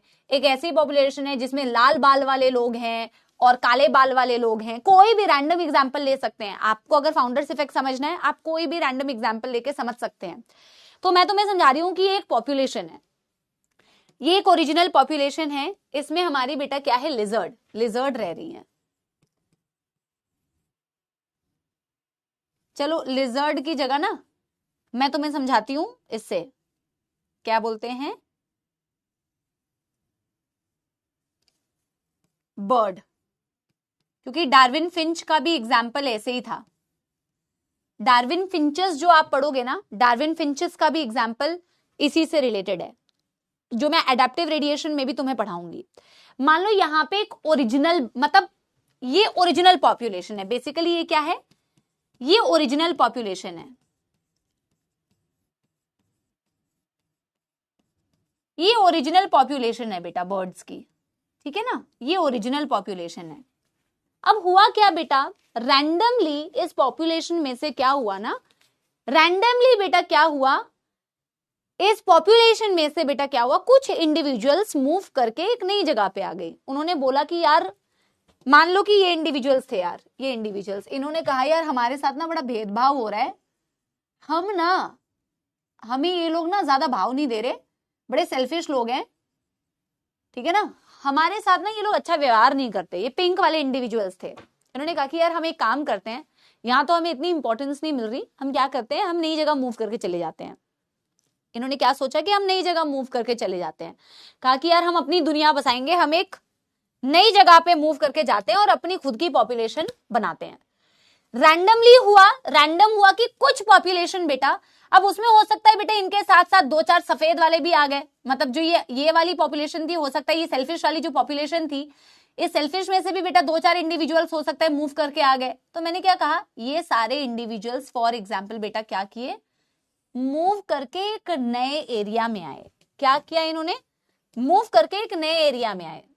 इन्होंने कहा कि अब हम अपनी खुद की बेटा, इसमें से एक लीडर था जो कह रहा था कि भैया अब इन्होंने जो हमारे साथ बुरा व्यवहार किया है, अब हम वहां एक मिनट भी नहीं रह सकते, अब हम नई जगह आएंगे। एक लीडर था इनमें, ठीक है ना। तो ये सारे पिंक वाले जो हैं बेटा इधर आ गए, ठीक है ना, 1 2 3 4 5 6, साथ में थोड़े से व्हाइट वाले आ गए। पहले मुझे बताओ, ऑफ कोर्स बेटा जब ये नई जगह पे आएंगे इसका जीन पूल अफेक्ट होगा या नहीं, इसकी gene frequency, allelic frequency change होगी कि नहीं, क्योंकि हम पढ़ रहे हैं ना कि this affects the Hardy-Weinberg equilibrium, वो तो होगा ही होगा, वो तो होगा ही होगा, है ना, है ना। एक्चुअल में बेटा माइग्रेशन जो होता है ना वो रैंडम लॉस नहीं होता है। Migration is also movement of individuals but that's not random, ठीक है ना। ये तो मैं हाइपोथेटिकल एग्जांपल ले रही हूं ऐसे, random migration is usually with a purpose, ठीक है ना। अभी देखो सुनो, अभी सुनो, अच्छा 7 हो गया 8 हो गया कोई बात नहीं, अभी सुनो हुआ क्या, ये इंडिविजुअल मूव करके नई जगह पे आ गए। अब जो नए मेंबर्स बेटा जो यहां आए, जो यहां आए, ये पिंक वाले बेटा लीडर बन रहे थे यहाँ पे तो वो लीडर बन नहीं पा रहे थे क्योंकि ये सारे बेटा डोमिनेट कर रहे थे, ये उतना डोमिनेट कर नहीं पा रहे थे, तो ये मूव करके नई जगह आ गए। अलोंग विद देम बेटा थोड़े व्हाइट वाले मेंबर्स भी यहाँ आ गए। अब मैं कह रही हूं कि यहाँ ये बंदा जो है यहाँ का लीडर है, अभी अपने रूल्स बना रहा है, अपने रूल्स बना रहे हैं, अपने बंदों को ज्यादा फेवर कर रहा है, और जब ये बेटा आपस में रिप्रोड्यूस करेंगे तो अपनी इनकी एक नई पॉपुलेशन बनेगी। जो इंडिविजुअल्स यहां मूव करके आए ना बेटा, ये इंडिविजुअल्स कहलाते हैं फाउंडर्स पॉपुलेशन। क्या कहलाते हैं? Founders population. मैं तुम्हें अभी रियल एग्जांपल से समझाऊंगी, डार्विन फिंच के रियल एग्जांपल से समझाऊंगी। अभी देखना इसे क्या बोला मैंने बेटा, इसे मैंने बोला फाउंडर्स पॉपुलेशन, जो मूव करके some individuals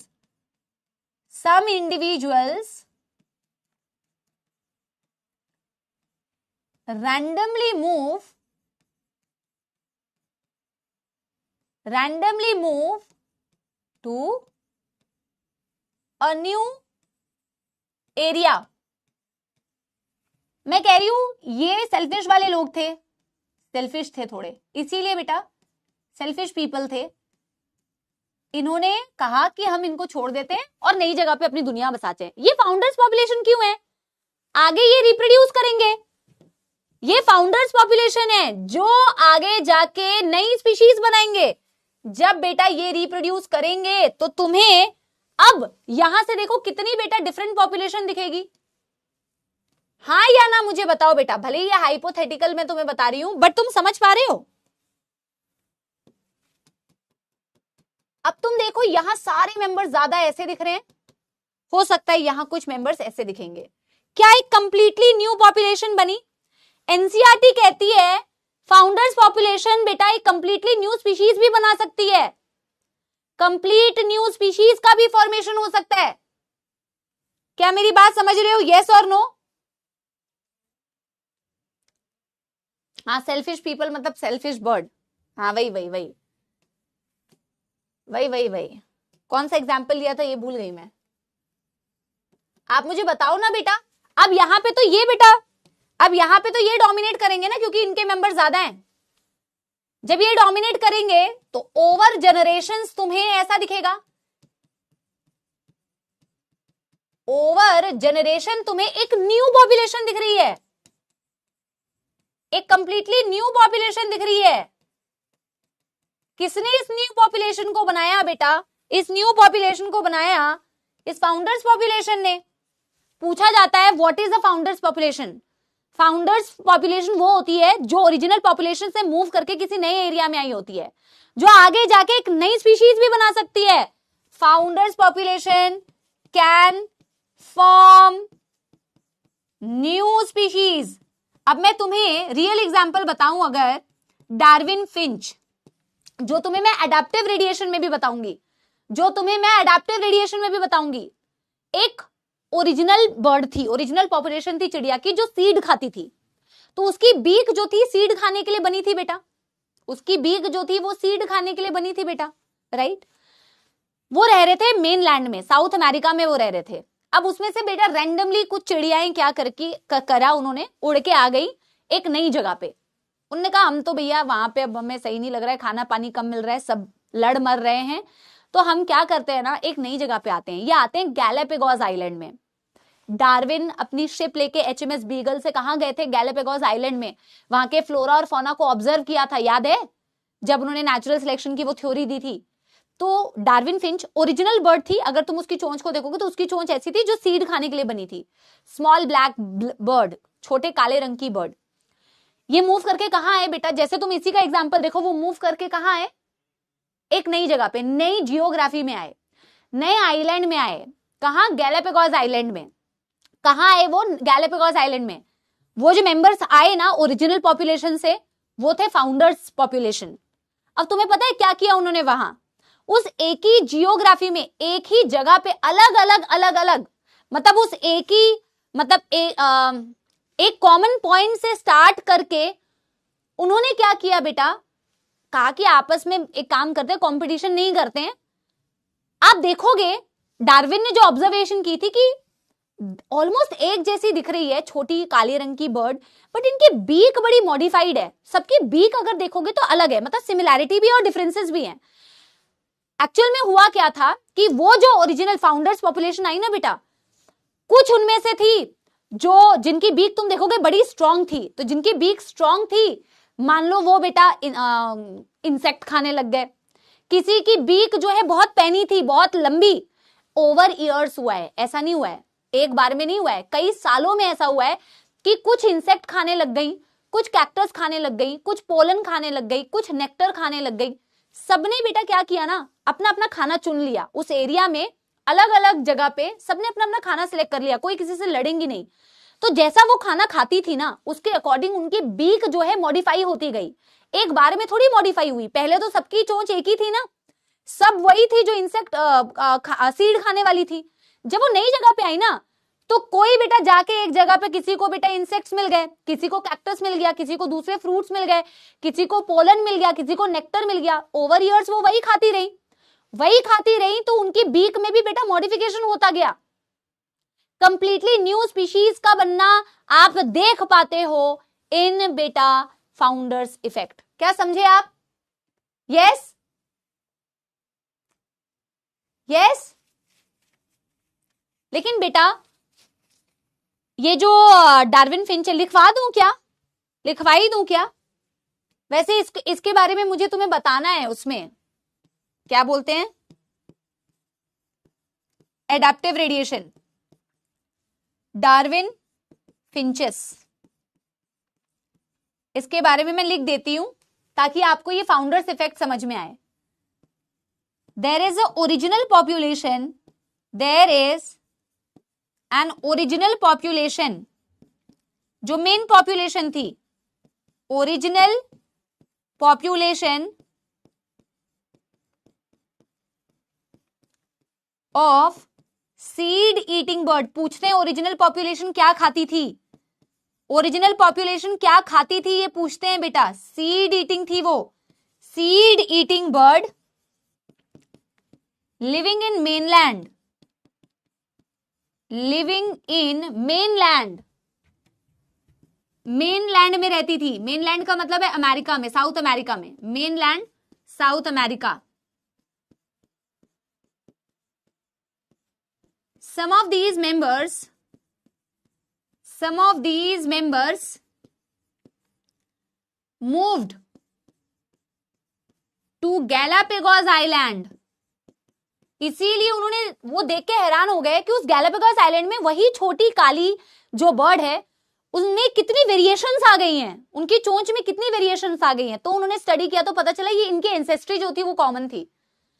move to Galapagos island. ये एक्चुअल में 20-22 आइलैंड से बेटा, गैलापागोस आइलैंड। अब ये जो मूव करके आई, these are known as founders population. जो मूव करके आई, जो आगे जाके बेटा नई पॉपुलेशन को बनाएंगी, इन्हीं को तो आप फाउंडर्स पॉपुलेशन कहते हैं कि नहीं? फाउंडर्स पॉपुलेशन कहते हैं। अब बेटा जिस जगह पे वो आई, जैसा खाना उन्होंने खाया, उसके अकॉर्डिंग उनके बीक में मॉडिफिकेशन हो गई। कोई नेक्टर ईटिंग, कोई इंसेक्ट ईटिंग, कोई फ्रूट ईटिंग, कोई कैक्टस ईटिंग, कोई pollen eating, different modifications. Completely new species can be formed. Done? Clear है ना ये? नेक्स्ट पेज में लिखूंगी बेटा, आपने यहां तक कर लिया हो तो मुझे एक थम्स अप दे देना। अब यहां पे हमने इसको एक्सप्लेन कर दिया है, तो वहां हम बेटा सिर्फ क्या करेंगे, एग्जाम्पल को लिखेंगे, एक्सप्लेनेशन तो हमने यही कर लिया है ना।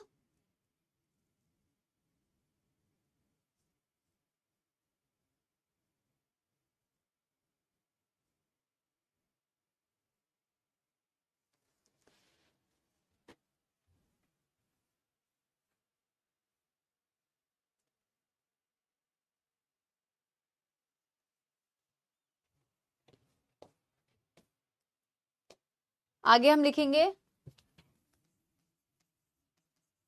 एज पर their feeding habits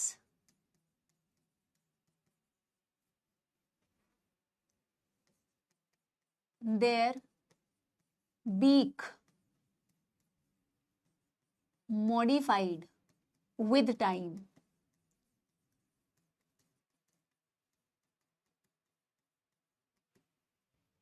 Some became insect eating,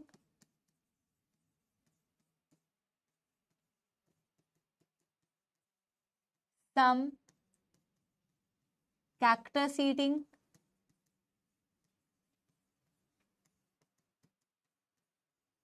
nectar eating,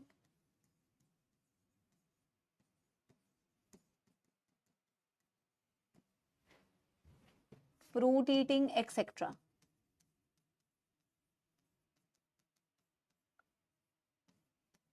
ये एक तरीके का ड्रिफ्ट है, एक तरीके का जेनेटिक ड्रिफ्ट है जिससे कि आपकी पॉपुलेशन चेंज हो सकती है, रैंडम मूवमेंट हुई।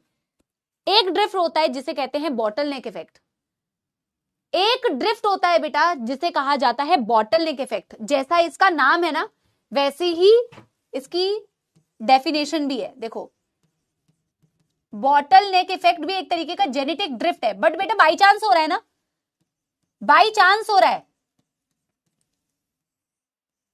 By chance random loss of genes हो रहे हैं। अगर तुम नेचुरल सिलेक्शन को देखोगे तो नेचुरल सिलेक्शन में क्या हो रहा है, बाई चांस नहीं होता है natural selection.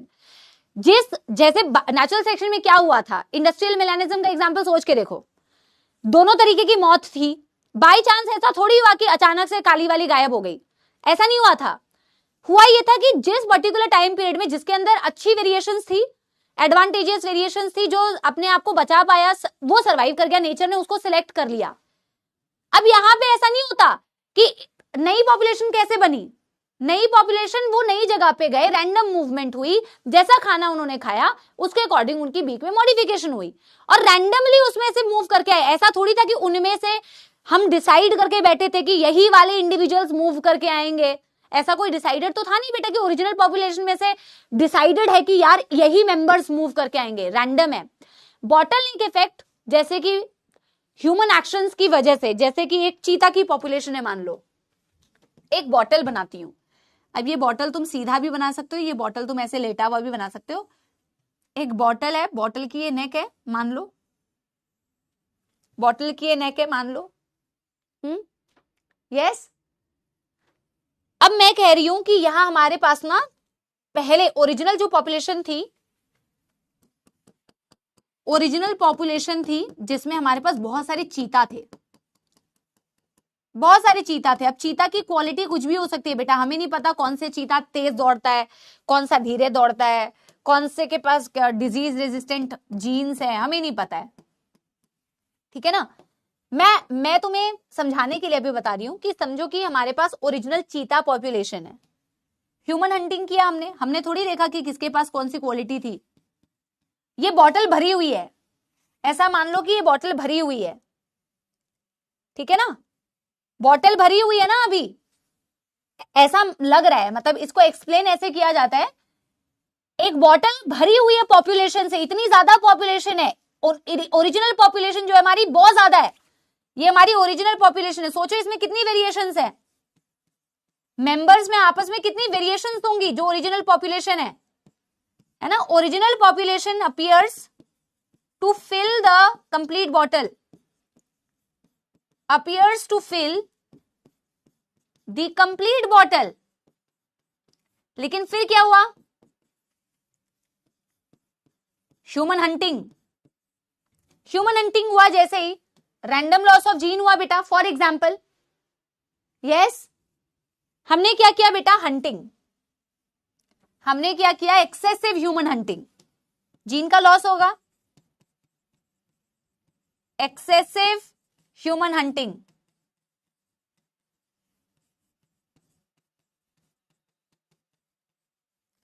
Excessive human hunting किया.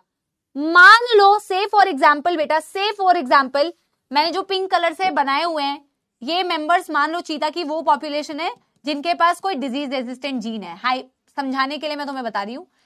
मान लो कि डिफरेंस कर पाओगे ना कि पिंक वाले जो मैंने बनाए हैं, मान लो कि वो डिजीज रेजिस्टेंट जीन है उनके पास कोई. इन चीता के मेंबर्स में ये वाली पॉपुलेशन है जिनके पास डिजीज रेजिस्टेंट जीन है. हमने इनकी इतनी हंटिंग की कि अब तुम्हें पॉपुलेशन पता है कैसा दिख रहा है? अब तुम्हें पॉपुलेशन सिर्फ इतनी बची हुई दिख रही है बेटा, सिर्फ इतनी. पहले पूरी बॉटल भरी हुई थी, अब तुम्हें ये पॉपुलेशन में सिर्फ और सिर्फ इतने ही मेंबर्स नजर आ रहे हैं. पहले का जीन पूल और अब का जीन पूल देखो कितना डिफरेंट है. पहले का जीन पूल और अब का जीन पूल देखो कितना डिफरेंट है. समझ रहे हो मेरी बात? ऐसा लग रहा है कि अब सिर्फ और सिर्फ इतना नेक के साइज जितने इंडिविजुअल्स बचे हुए हैं, अब लग रहा है मानो केवल बॉटल की नेक के साइज जितने ही इंडिविजुअल्स बचे. Only individuals filling the neck of the bottle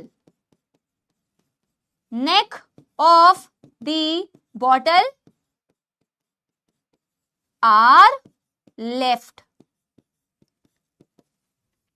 समझ रहे हो मेरी बात? यस, समझ रहे हो? तो ओरिजिनल पॉपुलेशन में कितनी वेरिएशन थी आपको पता है? अगर इनको भी, इस चीता की पॉपुलेशन को अगर तुमने सेफ नहीं रखा, कैप्टिविटी में नहीं रखा, तो ये भी लॉस हो जाएंगे, कंप्लीटली गायब हो जाएंगे. लेकिन अगर तुमने इनका ध्यान रखा, कैप्टिविटी में रखा, कोई और इनको ना हंट कर दे, इनको बचाया हंटिंग से, बीमारी ना लगे, खाना पीना ठीक से दो, तो ये वापस से बेटा फिर से ऐसे बन सकते हैं, वापस से ऐसे बन सकते हैं. समझ रहे हो? यस. बट फिलहाल हमने क्या पढ़ा कि बॉटल नेक इफेक्ट क्यों बोला? क्योंकि एक ऐसा रैंडम लॉस ऑफ जीन है जो कि ऐसा लग रहा है कि पहले तो बॉटल भरी हुई थी पॉपुलेशन से, अब सिर्फ बेटा नेक मात्र की पॉपुलेशन बची हुई है. समझ रहे हो? तो हम कह रहे हैं बॉटल नेक इफेक्ट में initial population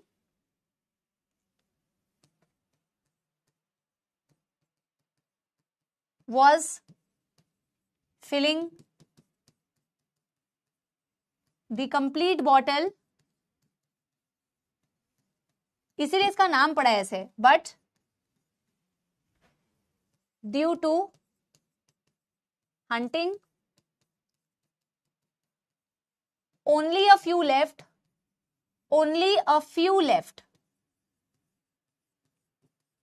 size of the neck, random loss of gene.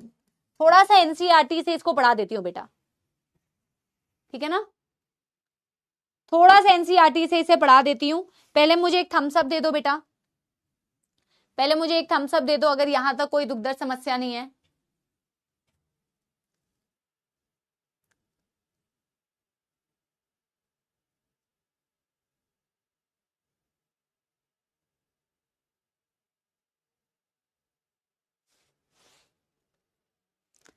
बेटा लेक्चर पे ध्यान दो, हटाओ बेटा हटाओ. अब 2 क्लासेस बची है बेटा, खुश रहो बेटा, पढ़ाई करो. हटाओ, मैंने तो कुछ देखा भी नहीं, आपने कुछ देखा होगा शायद. हटाओ यार, it's okay, focus on the lecture. वही आपकी बेटा जीत है. एक बार एनसीईआरटी को रीड करें और देखें. बेटा आपको समझ में तो आया ना? दोनों ही एक प्रकार का लॉस ऑफ जीन्स है. लेकिन होने का तरीका अलग अलग है। तो ये कुछ इस प्रकार से हो रहा है जो बॉटल की शेप ले रही है पॉपुलेशन, है ना, और दोनों ही रैंडम लॉस ऑफ जीन्स है। It's not like natural selection कि हम ना इन्हीं को फेवर करेंगे, फिक्स है कि हम इन्हीं यही सिलेक्ट होंगे, नहीं, ये रैंडम लॉस ऑफ जीन्स है, ठीक है ना। यस, थोड़ी सी एनसीईआरटी की रीडिंग करते हैं। न्यू एनसीईआरटी को एक बारी देखो बेटा, अगली 2 क्लासेस लास्ट क्लास होगी, मोस्ट ऑफ द टॉपिक हमारा अगली क्लास में कवर हो जाएगा। अगर ह्यूमन एवोल्यूशन बचा रहा तो वो हम लास्ट क्लास में अलोंग विद क्वेश्चन प्रैक्टिस करेंगे। So next 2 lectures last lectures, अगला वीक लास्ट वीक, ठीक है ना, last week for 12th, last week for 12th। देखो, in a given population one can find out the frequency of occurrence of alleles of a gene और a locus. This frequency is supposed to remain remain fixed and same generations through generations. Hardy-Weinberg principle stated it using algebraic equation. बोला कि आप किसी भी population के अंदर gene की frequency को कैलकुलेट कर सकते हैं, और बोला कि ये frequency is suppose to remain same या constant through generations, generation after generation. Hardy Weinberg principle ने इसी चीज को एल्जेब्राइक इक्वेशन से P + Q = 1 से समझाया। This principle says that allelic frequency in a population are stable and constant generation after generation. बोला कि कांस्टेंट रहेगी। The gene pool means the total genes and alleles in a population, sum total of all the jeans and alleles. बोला it remains constant, this is called genetic equilibrium. Equilibrium का मतलब है gene frequency same है, constant है, और उसी का mathematical expression आगे दिया है, sum total of allelic frequency is equals to 1, P + Q = 1। यहां बेटा इस चीज को आप खुद से पढ़ सकते हो, इन्होंने वही वाली चीज बोली है, P क्या रिप्रेजेंट कर रहा है, Q क्या रिप्रेजेंट कर रहा है, 2PQ क्या रिप्रेजेंट कर रहा है। लेकिन एक लाइन इसमें से बेटा आगे तुम यहां पे ये देखोगे, डिस्टर्बेंस इन जेनेटिक इक्विलिब्रियम और the extent of evolutionary change. अच्छा, व्हेन द यहां से एक minute, when the frequency measured differs from the expected value, the difference indicate the extent of evolutionary change। जब आप ये वैल्यूज कैलकुलेट करते हो तो आप वैल्यूज को देख के बता सकते हो कि किस, आपने पूछा था ना सिग्निफिकेंस क्या है इसका, तो आपको ये पता चलेगा किस हद तक बेटा चेंजेस हुए हैं, कितना इक्विलिब्रियम शिफ्ट हुआ है, क्या एक्सटेंट है एवोल्यूशनरी चेंज का, वो तुम डेटा देख के पता लगा सकते हो, ठीक है ना। फिर बोला डिस्टर्बेंस इन जेनेटिक इक्विलिब्रियम और हार्डी-विनबर्ग इक्विलिब्रियम और change in gene frequency of allele in a population would then be interpreted as a resulting in evolution. बोला कि अगर आपको चेंज दिख रहा है फ्रीक्वेंसी में, अलील्स की फ्रीक्वेंसी में एक पॉपुलेशन में, it would be then interpreted as resulting in evolution. Of course अगर जीन फ्रीक्वेंसी चेंज हुई मतलब कि इवोल्यूशन हुआ है, ये 2015-16 का ये है screenshot, 136 page number. 5 factors are known to affect Hardy Weinberg equilibrium. बोला 5 ऐसे फैक्टर्स है जो हार्डी-विनबर्ग इक्विलिब्रियम को अफेक्ट करते हैं। वेरी वेरी इंपॉर्टेंट बेटा, जो अभी पढ़ा है ना उसी को एनसीईआरटी से एक बारी देख लो यार, है ना, काम ही आएगा बेटा। These factors are gene migration या जीन फ्लो। यहां तो लिखा हुआ है और जीन फ्लो, बट नीचे तुम देखोगे लिखा हुआ है कि एक पॉपुलेशन में मल्टीपल टाइम्स जब जीन की मूवमेंट हो रही है, माइग्रेशन मल्टीपल टाइम्स हो रहा है, तो उसे आप जीन फ्लो कहते हैं। Gene flow, genetic drift, mutations, genetic recombination and natural selection. When migration of a section of population to another place and population occurs, gene frequencies changes in the original as well as the new population। बोला कि जब कोई भी population में से individuals, section of individuals migrate करके नई जगह पे जाते हैं, तो जहां से गए उसकी भी पॉपुलेशन को चेंज करते हैं, फ्रीक्वेंसी को, जहां गए उसकी भी फ्रीक्वेंसी को चेंज करते हैं।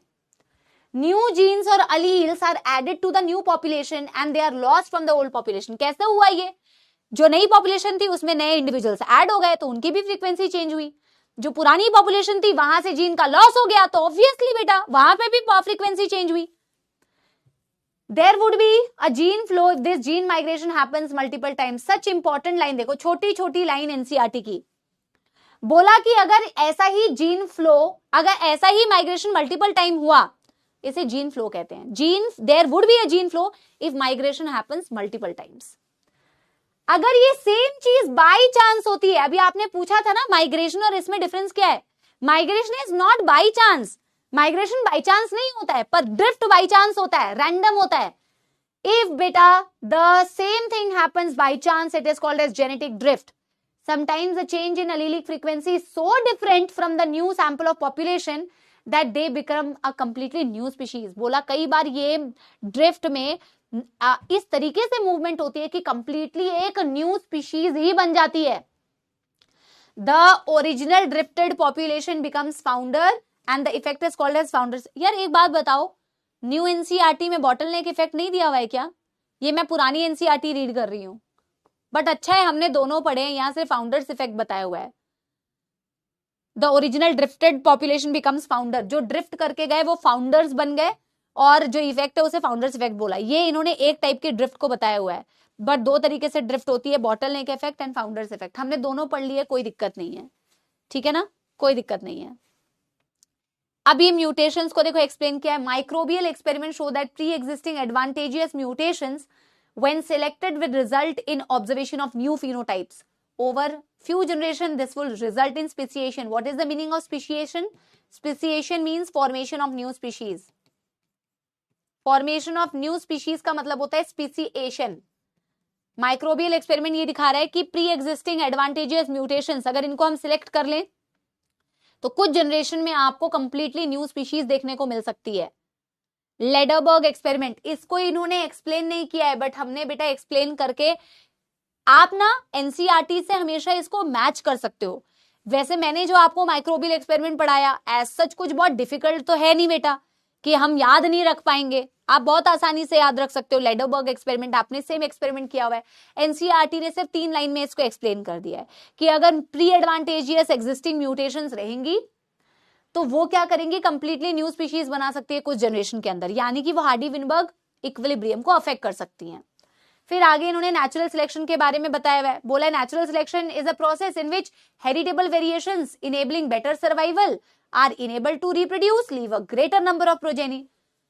जिनके पास बेटा अच्छी एडवांटेजियस वेरिएशंस है, हेरिटेबल वेरिएशंस आर हेरिटेबल, हमने पढ़ा था, नेक्स्ट जनरेशन में पास होंगी, वो बेटर सर्वाइव करेंगे, ज्यादा प्रोजेनी छोड़ेंगे, नेचुरली सिलेक्ट हो जाएंगे. ठीक है ना. यहां नेचुरल सिलेक्शन में directional, progressive selection, directional selection, stabilising selection इसको एक्सप्लेन किया हुआ है. बाकी आप पढ़ सकते हो, एज सच कोई डिफिकल्ट नहीं है. आज हम एडेप्टिव रेडिएशन शुरू नहीं कर पाए, कोई बात नहीं बेटा, हम एडेप्टिव रेडिएशन अगली क्लास में स्टार्ट कर लेंगे. कोई दुख दर्द समस्या है बेटा? क्या आप लोग को हार्डी-विनबर्ग इक्विलिब्रियम समझ में आया? मैथमेटिकल क्वेश्चन सॉल्व कर सकते हो? कर सकते हो बेटा, हाँ या ना? 2 क्लासेस और बेटा, कुछ इसमें से एनसीईआरटी की रीडिंग आप लोगों को होमवर्क भी दूंगी, जो सेम टू सेम हम एनसीईआरटी से रीड कर रहे हैं, ठीक है ना, उसे वापस से बेटा रीड करने का मतलब नहीं है जो हम एनसीईआरटी की लाइंस लिख रहे हैं, ठीक है ना. तो आज के लिए बस इतना ही. समझ में आया पक्का? थोड़ी सी एनसीईआरटी की रीडिंग आप करना. अगली क्लास में बेटा हमें ना कुछ डेटाबेस में, पहले आपको बता के जा रही हूं, हम एडेप्टिव रेडिएशन पढ़ेंगे, उसके बाद ना हमें काफी सारी ना डेटाबेस चीजें लिखनी है, ठीक है ना, कि कितने साल पहले कौन आया, 350 मिलियन ईयर्स कौन पहले आए, फिर 500 मिलियन ईयर्स पहले कौन आए, 65 मिलियन ईयर्स अगो कौन आया. तो कुछ इंफॉर्मेटिव चीजें एनसीईआरटी की, और कुछ कुछ फ्लो चार्ट है एनसीईआरटी के कि टाइम पीरियड को आपने कैसे डिवाइड किया हुआ है. तो अगली क्लास में थोड़ा लिखने वाला है, बट बेटा ये चैप्टर है ही ऐसा, इसमें आप ऐसे क्रिब नहीं कर सकते कि कितना लिखना पड़ रहा है. लिखना तो पड़ेगा, या तो बेटा मैं सिर्फ सिंपली एनसीईआरटी से करा दूं, है ना, वैसे नहीं चलेगा. तो अगली क्लास में थोड़ा बहुत लिखना पड़ सकता है, तो उसके लिए प्रिपेयर होके आना. So we have 2 classes left. आपने शेड्यूल चेक किया है? वैसे तो हमें लक्ष्य में बेटा 28 नवंबर तक की डेट्स मिली थी, तो आई थिंक हम 28 नवंबर तक ही, अगले 28 नवंबर से पहले हो जाएंगी कि ये 2 क्लासेस, ठीक है ना. अगर तुमने जूलॉजी का प्लानर देखा हो तो हमने एकदम बेटा we were following the planner very very religiously, very very nicely. अच्छी बात है, कोई भागने वाली बात थोड़ी थी कि कुछ बच्चों को मैं देखती हूँ ना, खत्म करा दो खत्म करा दो खत्म करा दो. अगर खत्म ही करना है बेटा, पुराने लेक्चर्स देख ले, खत्म हो जाएगा, ठीक है ना. तो खत्म कराने वाली बात नहीं है. हर चीज को बेटा जो चैप्टर जितना टाइम लेता है और जिसको जितना बेटा टाइम देना चाहिए, आपको उसी हिसाब से पढ़ना चाहिए. आपको टीचर्स को नहीं बताना है, आपको सिर्फ पढ़ना है. और अब तो बेटा 2 ही क्लास बची है, तो खत्म तो हो ही गया ना, खत्म तो होना ही होता है, सिलेबस तो खत्म होता ही है. ऐसा थोड़ी है। और टाइमली खत्म होता है, जो आपको शेड्यूल दिया जाता है उसी के अनुसार खत्म होता है, बल्कि प्रायर खत्म हो जाता है। सो सिर्फ खत्म नहीं करना है बेटा, पढ़ाई करनी है। और लास्ट 2 क्लासेस होंगी अगले वीक। हमारा लक्ष्य का बैच बेटा 12th क्लास का वाइंड अप हो जाएगा, तो तैयार रहिए बेटा, मिलते हैं अगली क्लास में, ठीक है? यस हाँ, और 11th का जो रिवीजन है उसको कैसे प्लान करना है ना, ये लास्ट क्लास में बताऊंगी, ठीक है ना? ऑफ कोर्स बेटा 11th हम आपकी कैसे प्लान कर सकते हैं कि आपका रिवीजन बेस्ट तरीके से हो, that we will see. But अभी आप उसका लोड मत लीजिए जो अभी हुआ ही नहीं है, जो अभी हुआ ही नहीं है उसका लोड मत लो। और ये बेटा 11th जो पूछते हैं ये वही बच्चे पूछते हैं जो रेगुलर क्लास नहीं आते हैं, क्योंकि मैंने आपको ऑलरेडी बताया हुआ था कि there will be a plan that I will make for you all, कि हम किस तरीके से तुम्हारी रिवीजन को कराएं कि तुम्हारे लिए ज्यादा से ज्यादा बेनिफिशियल हो। अगर मान लो कि अब वो मैं तुम्हें अभी नहीं बोल रही ना बेटा, मुझे टाइम दो, लेट्स प्लान, जैसा भी प्लान होगा मैं आपको बताऊंगी, ठीक है ना? कमेंट सेक्शन में एक दूसरे से बातें करने से अच्छा है मुझे ये बता दिया करो लेक्चर कैसा लगा, और हम बेटा मिलेंगे अब अगले हफ्ते। बहुत बहुत धन्यवाद, ठीक है ना? लास्ट क्लास में करेंगे, लास्ट क्लास में। हाँ चलो, शर्म आती है बेटा थोड़ा सा ये बोलने से पहले कि 12th रिवीजन, थोड़ा सा शर्म भी किया करो बेटा, ठीक है ना? आपको अपने ऊपर थोड़ी सी बेटा ना, थोड़ा सा ये शर्म फील करनी चाहिए। बच्चा 12th खत्म कर नहीं रहा है और वो कह रहा है 12th का रिवीजन, कैसी पढ़ाई की है तुमने? तुम सिलेक्ट हो सकते हो ऐसे? मैम डांट देंगी तो बुरा लग जाएगा। अभी ये बोलने से पहले सोचा करो कि कैसी पढ़ाई की है तुमने थ्रू आउट द सेशन, कि 12th खत्म नहीं हुआ है, 11th रिवीजन करने का टाइम है, तो कह रहे हैं 12th रिवीजन करा दो। अरे भाई चलो, सॉन्ग सुनाते हैं आप लोगों को। सॉन्ग है ही नहीं मेरे पास बेटा। हमें तुमसे प्यार कितना ये हम नहीं जानते, मगर जी नहीं सकते तुम्हारे बिना। हमें तुमसे प्यार कितना ये हम नहीं जानते, मगर जी नहीं सकते तुम्हारे बिना। हमें तुमसे प्यार। Thank you so much. I will see you all super soon in the next week. Bye bye, तब तक पढ़ाई करते रहिए। All the very very best. Bye bye, thank you.